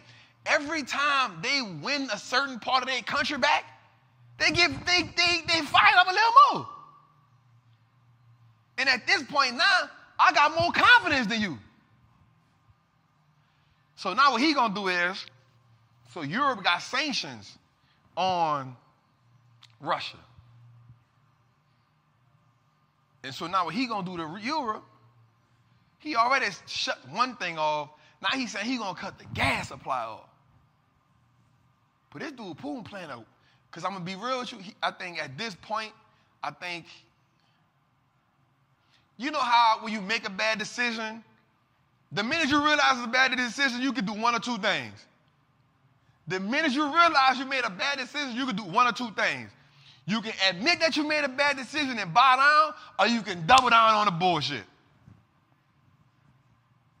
You got one or two options to do right here. You be like, all right, yo, I made a bad decision. I'm good. I'm going to chill. Or you double down. And he doubling down. And, bro, this could be bad, man. This could turn into something bad, bro, all across the world, man. So, man, look, it's a tough situation, man. I'm not even going to lie. It's a tough situation for everybody, man. And I hate to see innocent people get killed to somebody's some egotistical thing, bro. And this is just not cool, bro. But it is what it is, man. Let's go, man. Let's go, man. It's a sad situation, man. I hate to see that, but man, look, man. Right now, let's talk about Qualcomm. Now, I own this company. And I've owned it since about 74. About 74, 70, I've been owning it, right? And I got to let y'all know the company that I own so nobody ain't thinking I'm selling it. But I listened to the CEO, and the CEO said something that was amazing, man. The CEO said the future of cars are in auto tech. And he said Qualcomm will lead that innovation. And he made a lot of sense. He said cars will be I'm saying this, he didn't say this, but he says cars will be the new, computer, right? And so when I say I'm thinking about it as the cars will be like the phones once were. Remember like the phone replaced the laptop? Like you remember the phone replaced the laptop? Well, the car now will integrate with softwares. The cars will integrate with the cloud. The cars will integrate with home security. The cars will integrate with service providers. The cars will integrate with everything. And so now it gives the car dealer the opportunity to build a deeper rapport with the car consumer. Yo, just imagine like you're going to be in your car and all kind of stuff you can do, business, and not be crazy. Yo, the company has grown by 30% and it's truly going to change history. And it's saying 100% like we are going to be, he's saying like car companies now have to become tech companies. And I'm like, damn, Tesla already right there. That's why if you like Tesla, you're not just investing in a car brand, you're investing in a tech company that has a car. Right? And they're in, it's going to be amazing. It's going to be amazing to see this happen. Right? So when you see this, I'm like, I bet. So now I'm looking at like the different ways that cars are going to be used. Right? We're looking at the different ways that cars are going to be used. And like your car now become like, just imagine like your car now becomes the second like iteration of first to your house. Let's go, man. Let's go, man. This is going to be heavy right here. This is the evolution. And so now they're saying we want to become, we don't want to just be a mobile computer business. We want to be like a connecting computer business. So we want to connect people's cars and homes and security. And Apple already can't get rid of them. They tried, but they can't. Apple had to pay them more. They represent 46% of Apple revenue. Apple like, nope. Qualcomm like, nope, you can't get rid of me because you can't make what I do. You can get rid of everybody else, but you can't do what I do because you done tried it 4 times, you failed all 4 times.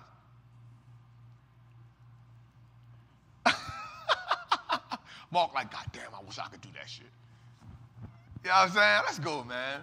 Right, so as we move forward, as we get into that, and we start understanding this, I want you to understand like the companies that they've partnered with. They've partnered with Ford. They've partnered with Nissan. They've partnered with Camry. They've partnered with Audi. They've partnered with GM. They've partnered with Hyundai. They've partnered with Honda. They've partnered with Volvo, Mercedes-Benz, Ferrari, Volkswagen, Tesla, Porsche, BMW.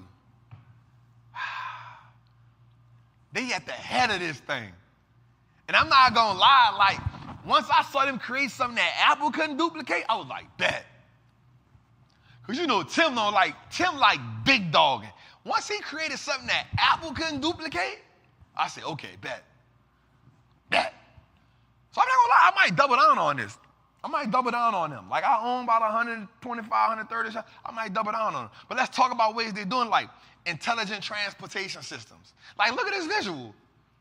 Like, intelligent transportation systems.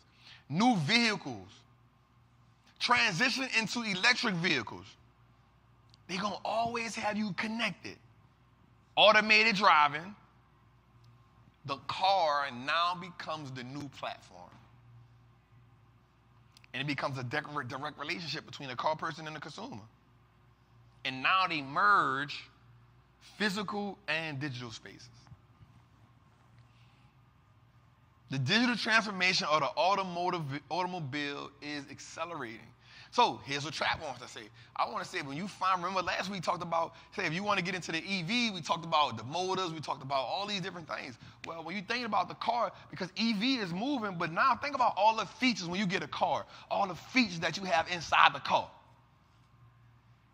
Think about all the features you have inside the car. So they're about to be ahead of that revolution, and I'm not mad at them. I'm excited. You can definitely check out their presentation on this on YouTube. It's amazing. I think Qualcomm is definitely an amazing company. Like I said, I've owned this since like $74, and I'm not going nowhere. I'm not going nowhere. Let's go, man. How y'all feeling, man? Let's go, man. How we feeling? Right? Now, y'all know this is one of my legal dope dealers.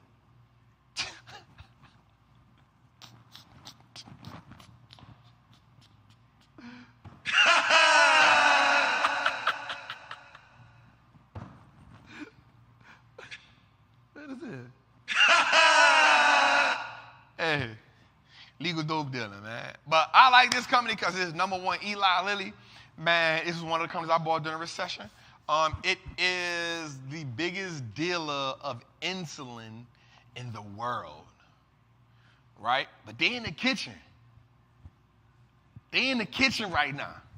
So what they're doing right now is they just got approved for the drug called like Retevmo, something like that, right?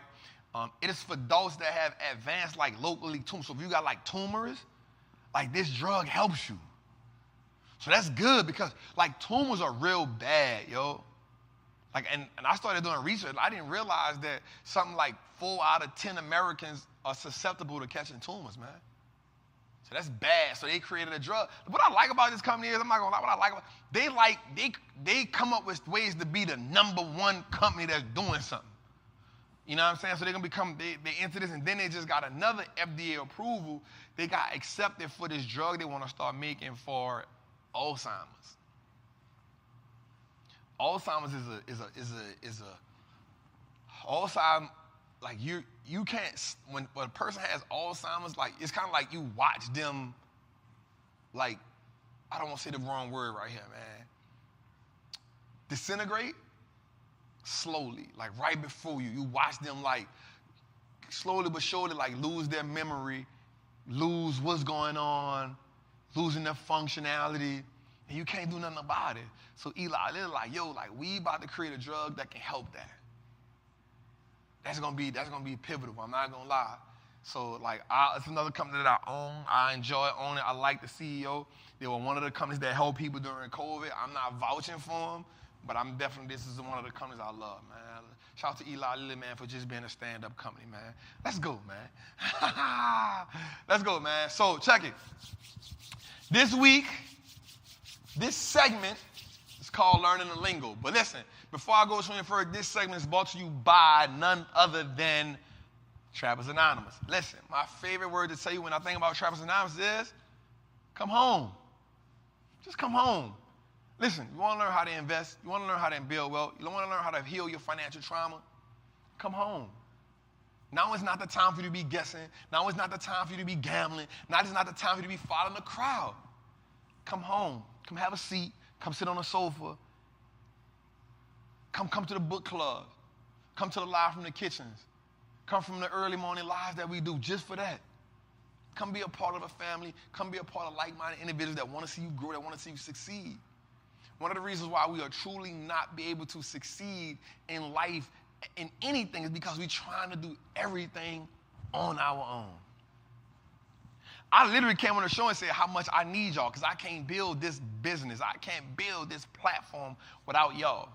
The one thing I got to do each and every day is, even when I'm not recording, I got to be learning. I got to be educating. I got to be seeing what's going on in society. But also, I got to talk to my team. I got to talk to my cousin behind the camera. I got to talk to my production team. I got to talk to my researchers. I got to talk to the people who, my camera guy. I can't build it alone.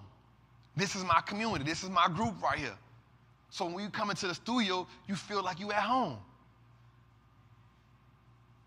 Same thing when it comes to learning.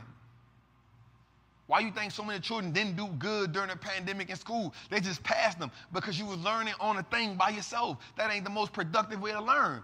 The most productive way to learn is when you're amongst your peers, when you're amongst people. Why you think they want people to come back to the job? Because you could be more productive when you're amongst your people. When you're at home, you're lazy. When you're trying to do it by yourself, you're lazy. You still have to work with the bonnet on.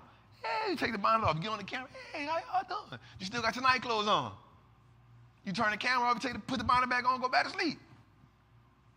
You are most productive when you're amongst people who are on the same mission you are, who are seeking to attain the same things that you're seeking to attain. So my only word to you is come home, man.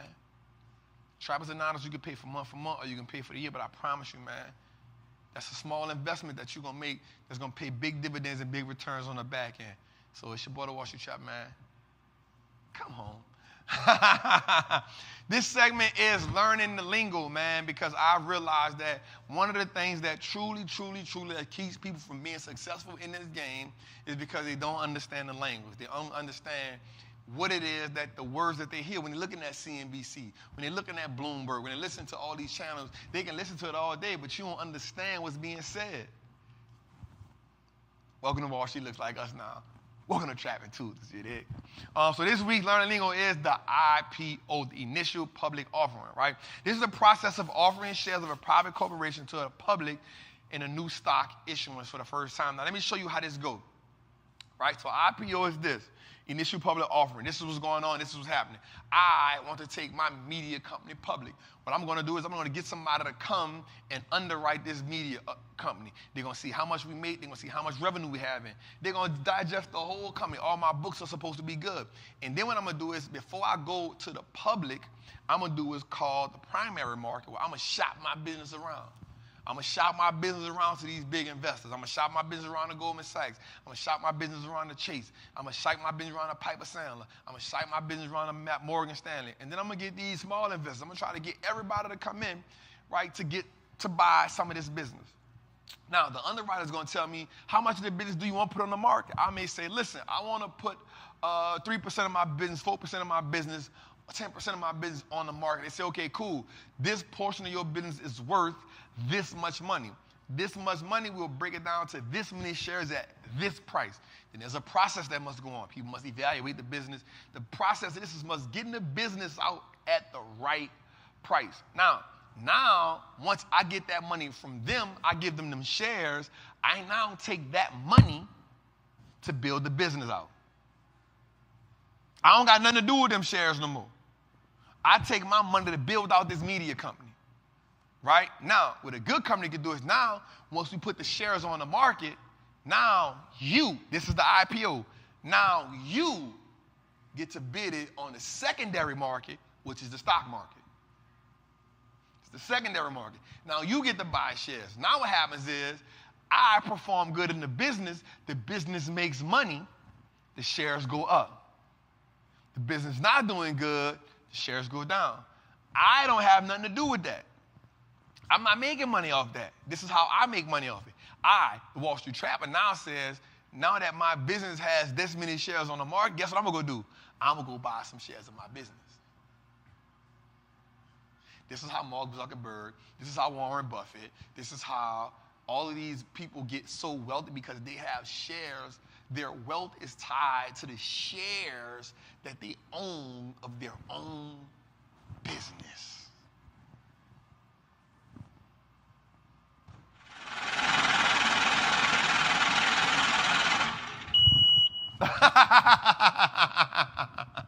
Right, so that's the IPO, man. Definitely, this is our segment of Learning the Lingo, man, brought to you by none other than Trappers Anonymous. Right, let's go, y'all. Right, listen. I want to take a minute right here and appreciate the people that came before me. This version of Certified Trapper of the Week is going to be crucial. Cuz, give me that stool right there. Because I want to take my time and I want to give this some justice. I want to give this one some justice. Right? I want this one to truly sit in on us. Thank you, cuz. I want to sit down on this. Because this one needs to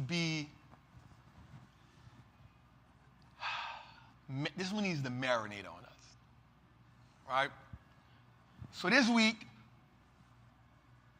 our Certified Trapper of the Week is not one person. It's a community. It's the Hayti community of North Carolina. A community that was worth over $300 million in today's money.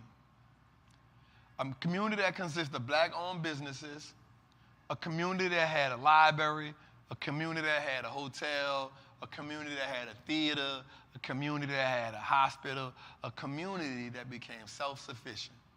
There was more than one Black Wall Street in Tulsa, Oklahoma. The Hayti District is a historic African-American community and is now part of Durham, North Carolina. It was founded by independent black communities shortly after the Civil War, by freedmen that came to work in tobacco warehouses and related jobs. By the 20th century, African Americans owned and operated more than 200 businesses along Fayetteville, Pettigrew, and Pine Street. The black-owned businesses, services, libraries, hotel, theater, hospitals, and the community became self-sufficient by 1958.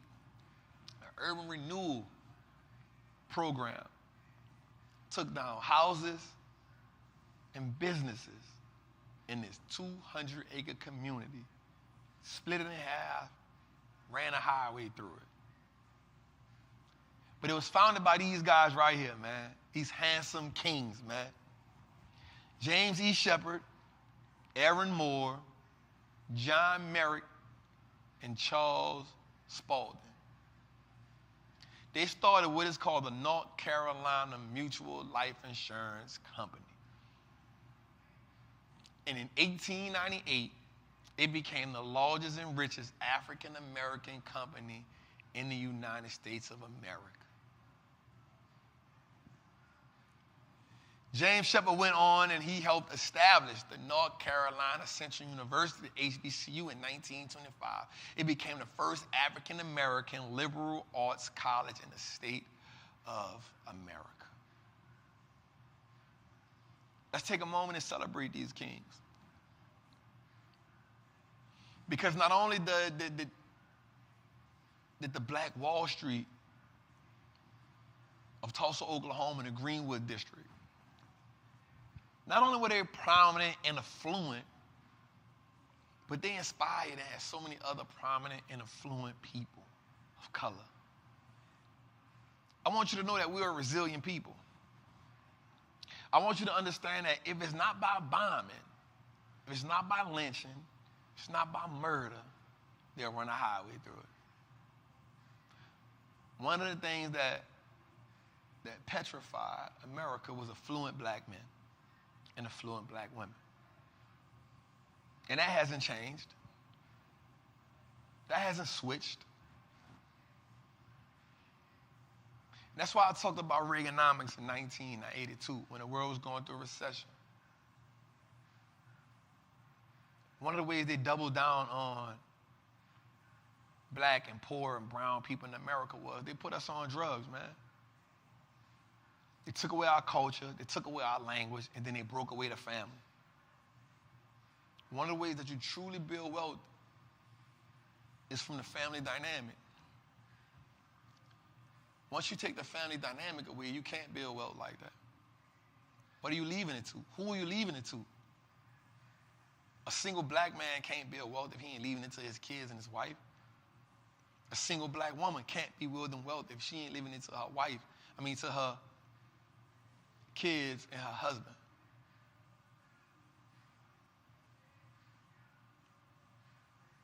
Or your partner, should I say. Be politically correct, because I don't want to offend nobody. The family dynamic is so important when it comes to wealth building. And I keep telling y'all, man, that you are a resilient people. And you got to restructure the contract that you have signed with America, that you are full of shit, that you are murderers, that you are incapable of building wealth. Yeah, all you can do is rap and play ball and entertain. Nothing against none of those people. Nothing against nobody that does that. But you can be billionaire investors. You can create $1 billion business. You can do that. And if you look at our track record as a people, we are known for doing that. And we are resilient.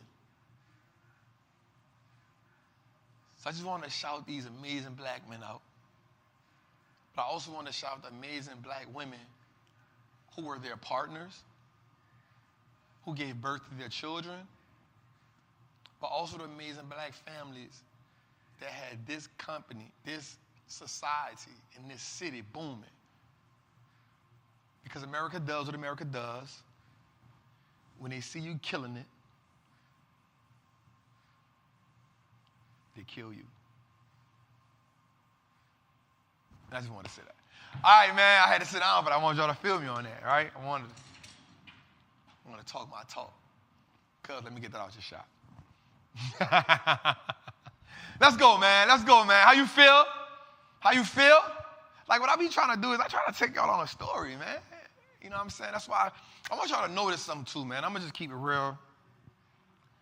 I changed the certified trapper from just being like the Warren Buffetts and the Charlie Mungers of the world. And I switched that because I wanted to highlight us. I want to take us on a journey. I want to take us, because we need to know more of the people who paved the way for us so we can truly see that it's in us to have greatness.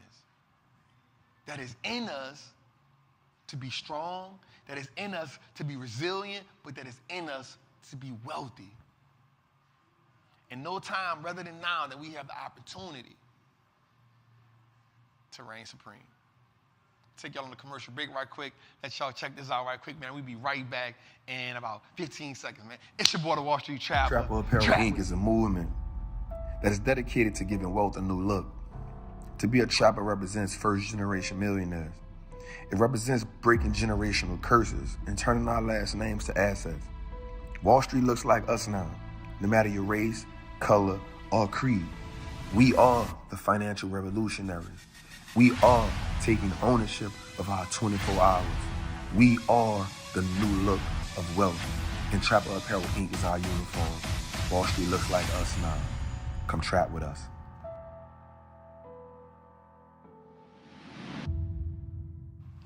Hey, here we go.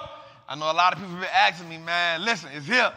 Coming, man, right? Trappin Apparel Inc., man. Listen, man, if you truly serious about building wealth, man, it's got to be a uniform, man. Right? If you truly serious about building wealth, if you truly serious, like when you walk up the street, this is like a statement piece. When they see that Wall Street looks like us. Now, every time I walk through the airport, somebody see Wall Street looks like us, I'll be like, yup. I stick my chest out a little bit more, yup. That's what it said. What's up? Certified Wall Street travel. Yeah. You see it? What's up? We stand by this, man. It's it, man. Let's go, man. We got another segment called Breaking Down the Brick. Y'all know for me, man, I like to break this thing down to the lowest terms. Like, so when we looking at a company, one of the greatest things we can do is understand how that company operating, what that company owns. Because we know about the stock market, is like a lot of things that we truly don't pay attention to are owned by companies that we don't even know about. So this week, man, we're going to talk about a dope company called Darden Brands, right? So this company is known, it owns some of the companies that we know of. So we talk about Olive Garden. We talk about Longhorn Steakhouse. We talk about Bahama Breeze. Now, I'm not going to lie. I will go to Bahama Breeze and get this virgin pina colada, think inside the pineapple. Cuz, that thing different. And then they got the rice with the grilled shrimp. Cuz, I'm not going to lie. I mess with Bahama Breeze. It is. Right? Season 52. Capitol Grill is not bad. Capitol Grill, Eddie V's, and Yard House. Now, I'm not going to lie.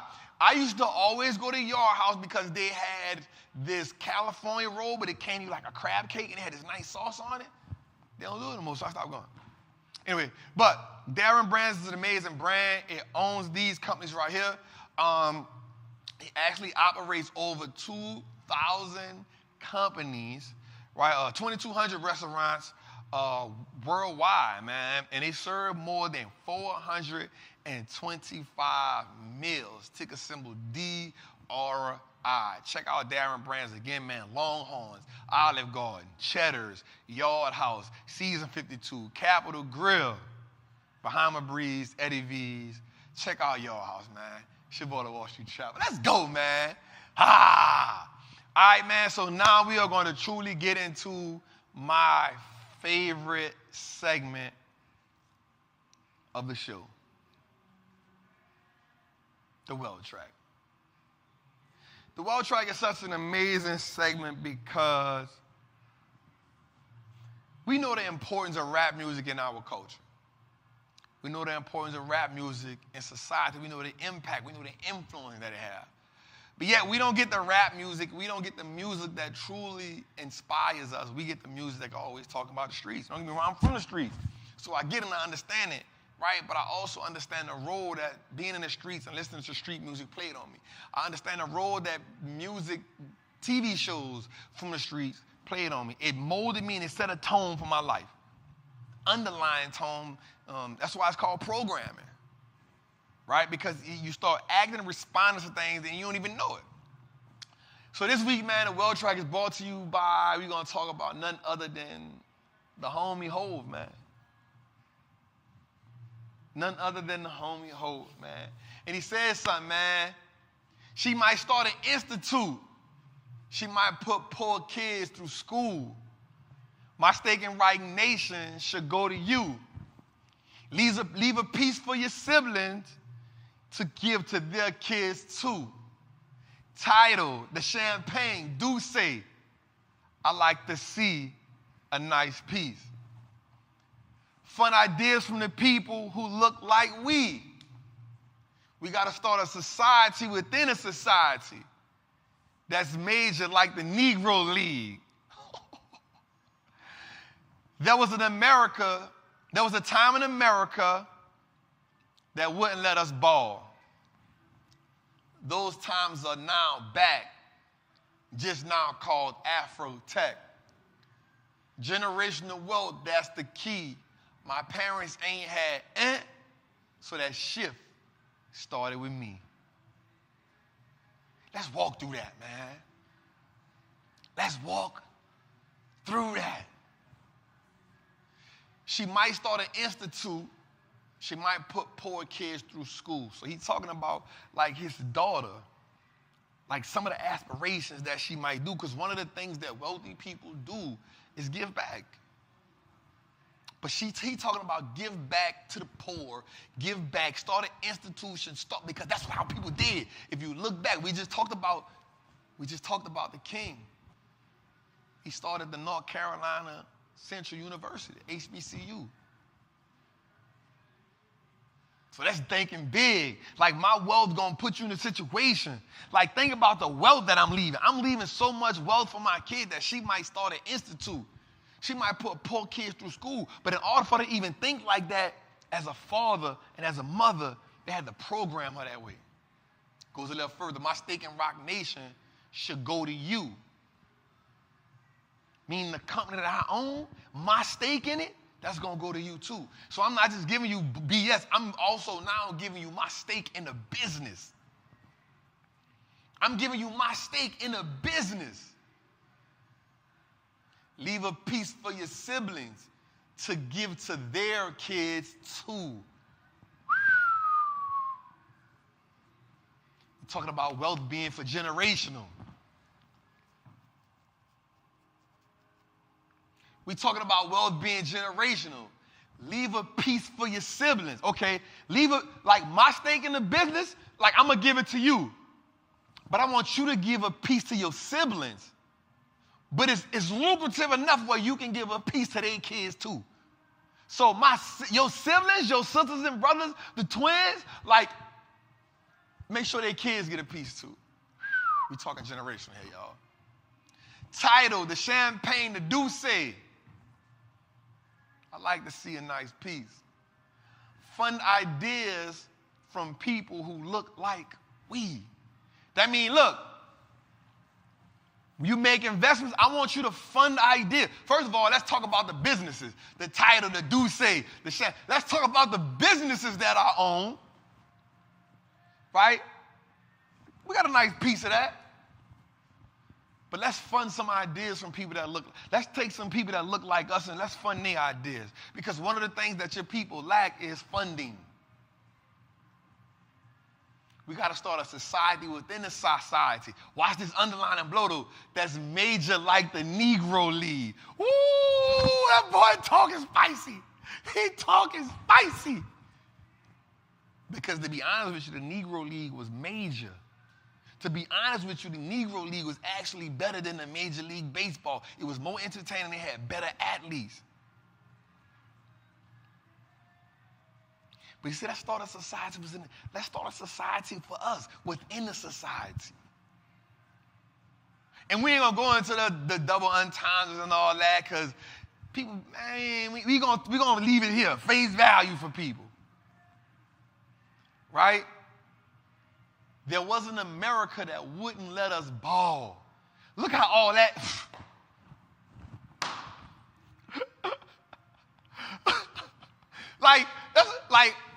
He went crazy with just that bar right there. Start a society within a society that's major like the Negro League. There was a time in America and they wouldn't let us ball. All that, golly, Hove. Now watch how he slide in. Those times are now. It's called Afrotech. Why? Because they need more black people in the tech industry. They know what we do, man. They know what we do. But he's just saying, look, there's a time in America when they wouldn't let us ball. But that time ain't now. That time is now still, because they still hold us. They still have us financially. That's why we got to make this. That's why this platform right here, I'm breaking away and soon, that's why I need to build it up. Man, I need to sit alone. I need to sit on my own platform. That's my own thing. And then when you go to YouTube and when you go to these, it's because I put it there, but it's mainly housed on my own. It's coming. But he go further, man. He said something that's real dope, man. He said, generational wealth, that's the key. My parents ain't leave me in, so that shift, not that, but that shift starts with me. I want you to understand something, man. In order to build wealth, man, you got to play the long game. You got to put your people in position. Everybody thinking about right now. Why are we just so focused on right now? What I can do right now to look. I'm going to be real. The reason why you won't be on right now, I'm going to keep, because you won't show the gram. That's why you won't be popping right now. I unfollow everybody on the gram, yo. I don't need that influence. That way I ain't even tripping on that. Bet, because here it's programmed. There's a science behind you scrolling and the thumb thing. There's a science behind that makes you addicted. that generational wealth, man, if we start thinking like that, man, if we start thinking generational, man, not check to check, not year, if we start thinking generational, man, that gives us some more room to grow. That gives us more room to acquire. That gives us more room to build and solidify ourselves. Generational wealth is the key. When you start moving generational, I'm going to be real with you. When you start thinking generational, like your day-to-day don't need much be because you're thinking about the long goal. When I think about the Wallstreet Looks Like Us Now network, I'm thinking 10, 15 years from now. Everything I'm doing between now and the first 10 years, I ain't even tripping on that. I'm thinking 15 years from now, 10 years from now. I'm 40. I'm thinking about what this is going to look like when I'm 50. If I'm showing up every day. If I'm showing up every Tuesday. You know how many Tuesdays I got to show up for 10 years? Cuz you know how many Tuesdays we got to show up for 10 years, God? We got to show up. We got to show up. That's how I'm thinking. We got to show up for 10 years. Cuz for that thing get where we needed to be at. Whatever happened in between that 10 years, that's my mark. My mark is like, what we going to look like in 10 years? Everybody that worked with me to build this, we on a 10-year, we on a 10-year run when you come here. If you ain't going to be here for 10 years, if your goal ain't to rock me for at least 10 years, you don't need to be. I need to put somebody in here that's going to rock like that because that's how I'm rocking. I ain't never missing a Tuesday for 10 years. God said the same. And if you ain't built like that, if you don't got that kind of vision, this ain't the place for you. We thinking generational. And here's the dope part. I'm going to keep it real. And I feel old. Man, nobody leave me nothing. So that shift got to start with me. That shift got to start with you. That's a powerful-ass verse, man. Let's say it again. She might start an institute. She might put poor kids through school.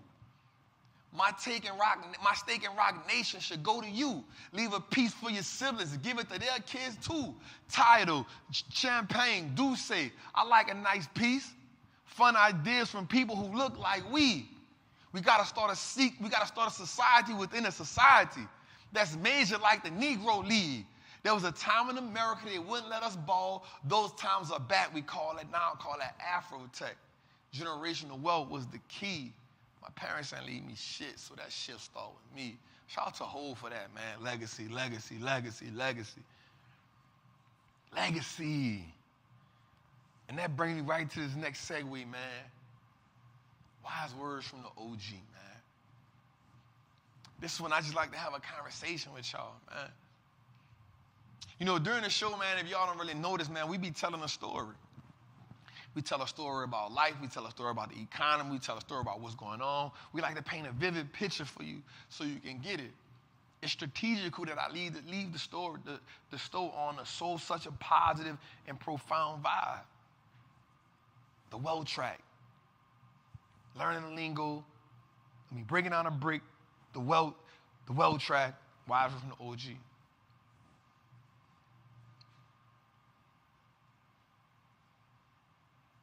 Some people were truly in recessions before 2021, 2022. You in your own personal financial recession. And you were in a recession because of lack of information. You were in a recession because how you spent your money. You were like a company that had negative working capital. The key to wealth is long-term. We just heard Hov say it. We got to start measuring this thing in years and generations, not day by day.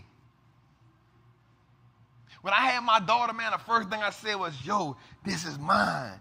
The next thing came to my head is, I don't want her to go through what I went through. The third thing that came to my head was generational wealth. How do I secure her future? We have that power.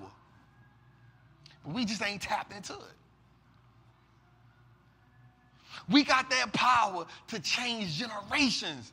When we look at the high-tide community, we look at Black Wall Street, we look at the Florida Rosewood area, we got the power to change communities. We got the power to influence generations. We got to stop letting YouTube raise our children. We got to stop letting the computer raise our children.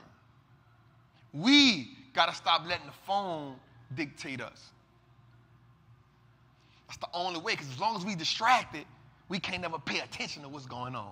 As long as we distracted, we can't never get our money right. As long as we locked in on the gram all day, we measuring our success to somebody else's success. We wondering why we ain't doing good. We trying to see, you can't do it like that. We got to measure this thing in years.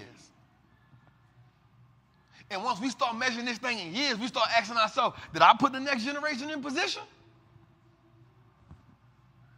You heard Hov.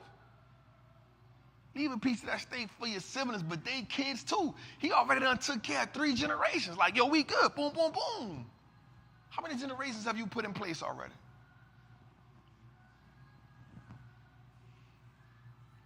How many generations are on your blueprint right now? You got to buy great companies, buy great real estate, or create great businesses that can be sold for millions or profit or steady cash flow. Is how we prepare for generations. Man, every one of us is different. We got different goals, we got different values, and we got a different mission in life. But there's a plethora of things that we can do with our money. Building wealth is not just a cookie-cutter approach, like 1 + 1 = 2. There's so many different things we can do with our money. The goal is we got to learn the different things that we can do with our money. I know you're scared. I know you fear losing your money. But here's the thing. If you don't make a move, you will not be in a better situation tomorrow. And I always say that the future costs you more. A dollar that ain't moving is a dollar that's losing, y'all. And if you allow them to feed you, you give them permission to starve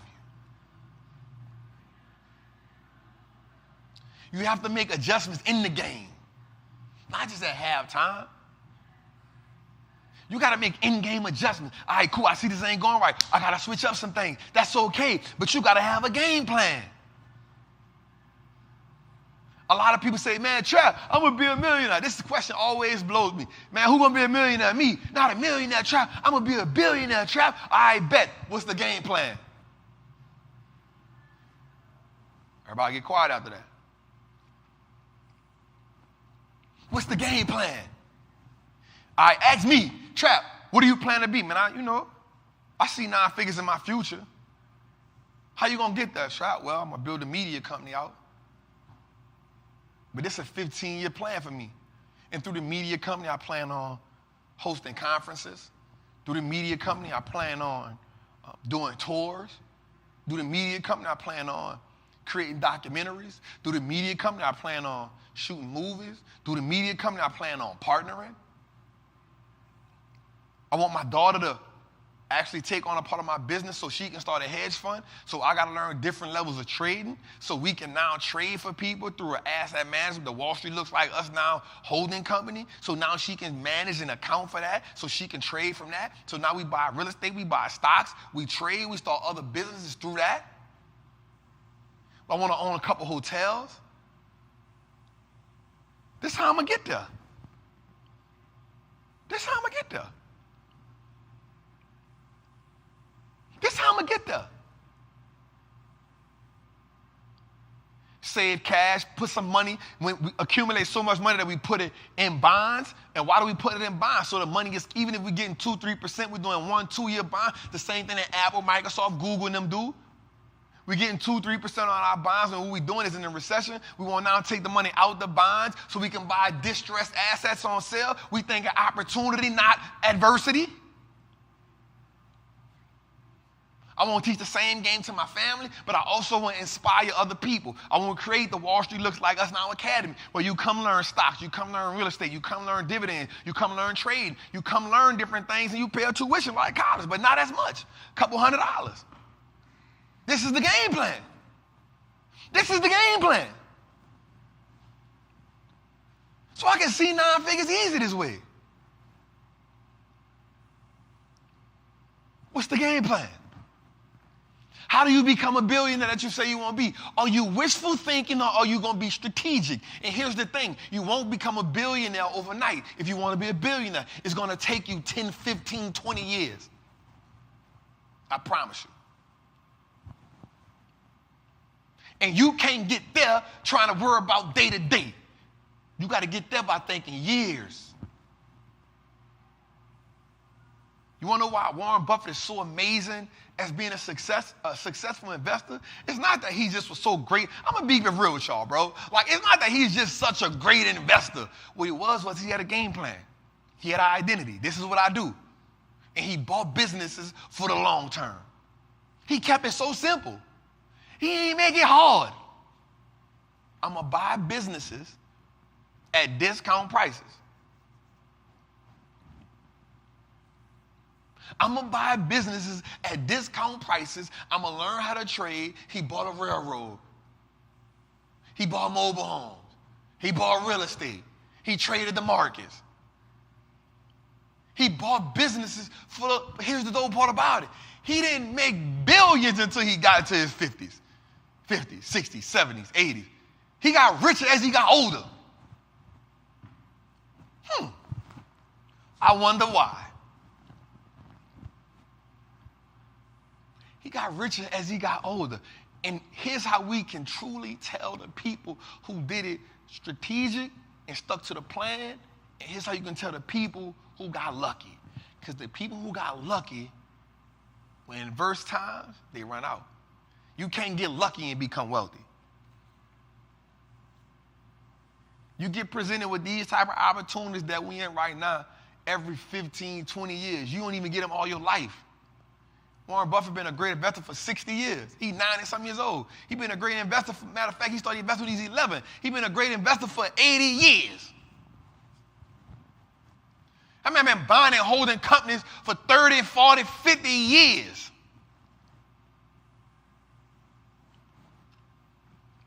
I mean, I've been buying real estate for 30, 40, 50 years. He does some trading, but he's been doing it for 30, 40, 50 years. You make $1 million, you think you sweet. You make I'm 6 figures. I'm draped in there. I'm getting money. Y'all broke. Shut up. You ain't took care of nothing but yourself. You got to play this thing for the long term, man. Everybody who attack life with a long-term approach win. It's the secret sauce. Robin Hood made people look at this game like it was gambling. Robin Hood.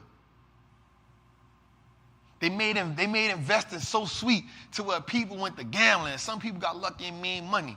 But you made that approach like it was gambling. And so now people treating the markets like it's a gamble, not even realizing that Robin Hood getting paid for the order flow. They getting paid so the more active you are, they getting paid. So they not getting paid for you being a long-term investor. They ain't making no money like that. They giving you incentives for being a trader. They making money. They making a lot of money because what happened? They bought a whole bunch of people who didn't know nothing about the markets, who got it, and they incentivize you for losing money. 90% of the people on Robinhood lost money, lose money. They made some money when the market was going good, but guess what? You know why Robinhood stock is down so much right now? Because what happens is when people lose money, they stop playing the game. And when people stop playing the game, that order flow went down. And so they start missing earnings. They start missing revenue. They couldn't do, they're laying people off. That's why the stock $9. Why the stock $9? Because you took a bunch of people and you gave them a quick high during the pandemic. 30 million people during the pandemic, 40 million new investors, 13, 14, 15 million of them came through Robinhood. And guess what happened after the pandemic when the stock market stopped going up, when it started going down and it started going sideways and the people lost money? I'm gone. Phew. Man, I ain't playing that game no more. That game rigged. Samuel L. Jackson said to me, even a fun game is rigged to play. You know the rules. Somebody like me come up and tell you, look, 80% of your investment should be long-term investments. That's me. 80% of my investment, long-term investment. 20% stocks, I do some options with. That's cool. But 80% of my money is long-term investing. And then I keep learning different trading techniques. I learn cover calls. I learn the wheel strategy. I ain't learned how to scalp. I learned leap, right? I learned how to do different things. Bear puts, bull puts. I learned how to do different things. But my 80% of my strategy is long-term wealth. Buy great companies, hold it for the long term, buy more of it at discounted prices. That's how you win the game. Buy real estate, get cash flow from it. Why? Because consistent cash flows win. Learn how to pull the equity out of real estate, go buy more real estate. Let that real estate pool generate income. Get equity, buy more, get that equity, buy another one. Take the equity from all three, buy a hotel. Let the hotel generate, get some money, buy another one. It can be a small hotel. Then go get another one. I'm playing 20 years. Monopoly said buy houses and hotels. Monopoly said buy houses and hotels. I just started off with a farm. That's the other part of my business. Get into the agriculture. I bought the water rights. I bought the mineral rights. I bought the land rights. I bought the house. When I told him $500, he said, damn, we had to buy the mineral rights. I said, yeah, man. We bought the mineral rights so if they come on this land and they strike for all, it's for us. I don't care what it is. You got to make in-game adjustments, but you got to play the game all 4 quarters.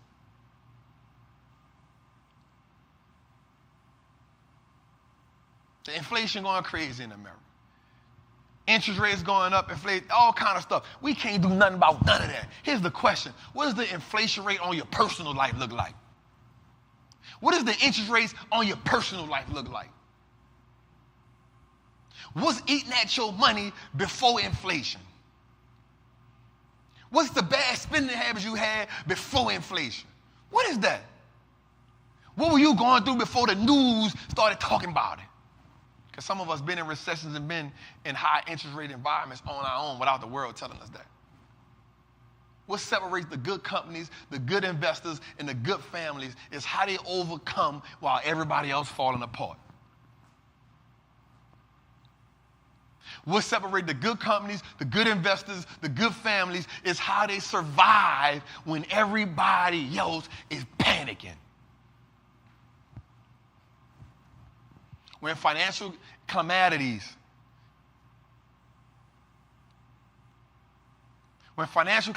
are going on in the world and things aren't clear and present, when recessions, when mass incarcerations, when the crack epidemic, when infrastructures are being pillaged, when hurricanes are destroying foundations, when murder rates are at all-time highs. Yes, all these different things are happening. All these different things that because listen, you never know what's going to happen while you playing the game.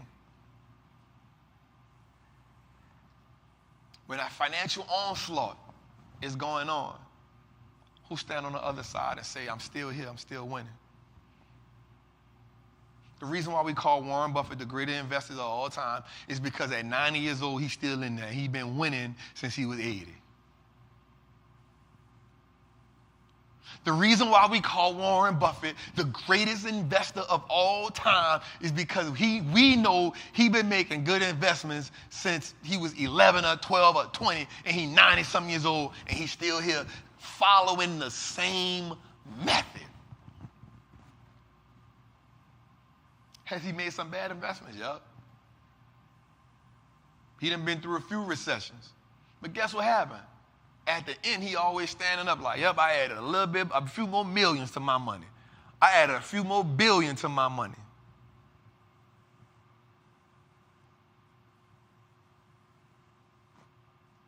On the flip side of this, are you making the decisions that's going to still keep you winning? I keep telling you, man, what financial habits do you have? If you know it's a recession right now, if you know the world going through something, and you live in check to check, you don't got no goddamn business going out. You don't got no goddamn business buying designer, nothing.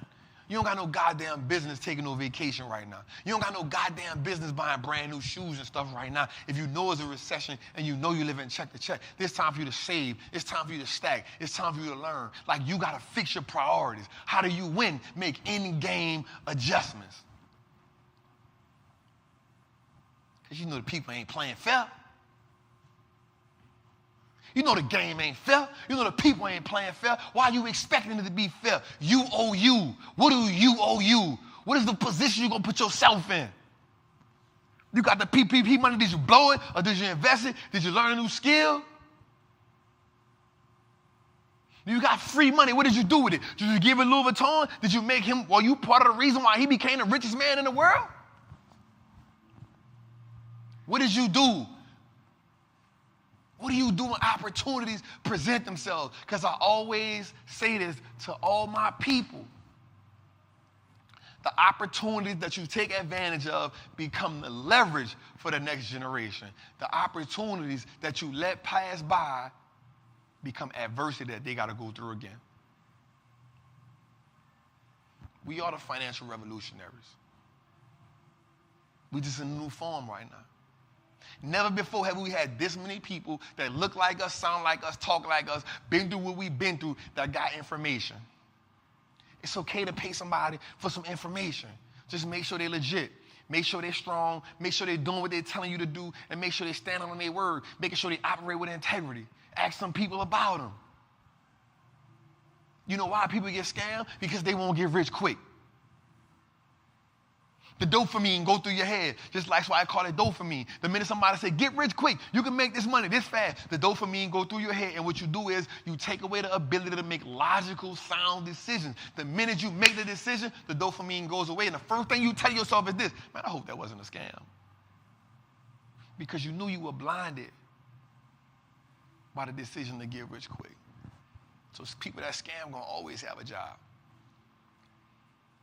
People tell me all the time, Travis, that you DMing me, asking me for money. Why would I DM you and ask you for money? And let me say something right now. If you on this channel, or if you're on the Wallstreet Trappin channel, I am not DMing you in the comments telling you, text me on Cash App.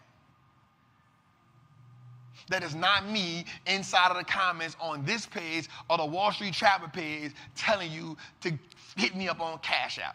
I'm not asking you about Bitcoin. That ain't what I do. It ain't what I talk about. I'm not on Snapchat. I'm not on Clubhouse DMing you. I'm not on Twitter DMing you. I will never DM you and ask you for no money. I will never DM you and ask you and give you my phone number until you reach me on WhatsApp. I'm in America. I'm not telling you hit me up on WhatsApp. That ain't me. I'm not going to ask you for $200, $300, yo. I got a whole network I got going on. I'm not asking you to give me no money. The reason why scammers will always have a job is because they know how to talk to people. And they talk to people in their weakest point, and they give them dreams. I can make money for you. I got a mentor that's going to trade for you. No, I don't. So don't get scammed, but also don't scam yourself. And what I mean by don't scam yourself is don't pass up on the opportunities that you know could change your life just because it requires you to make a sacrifice and do it a little hard.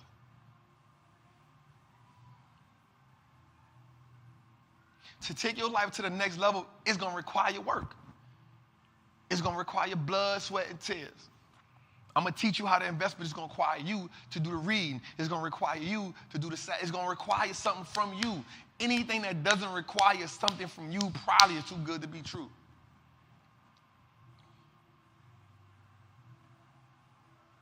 The way that I will become prosperous is because I will help others become prosperous.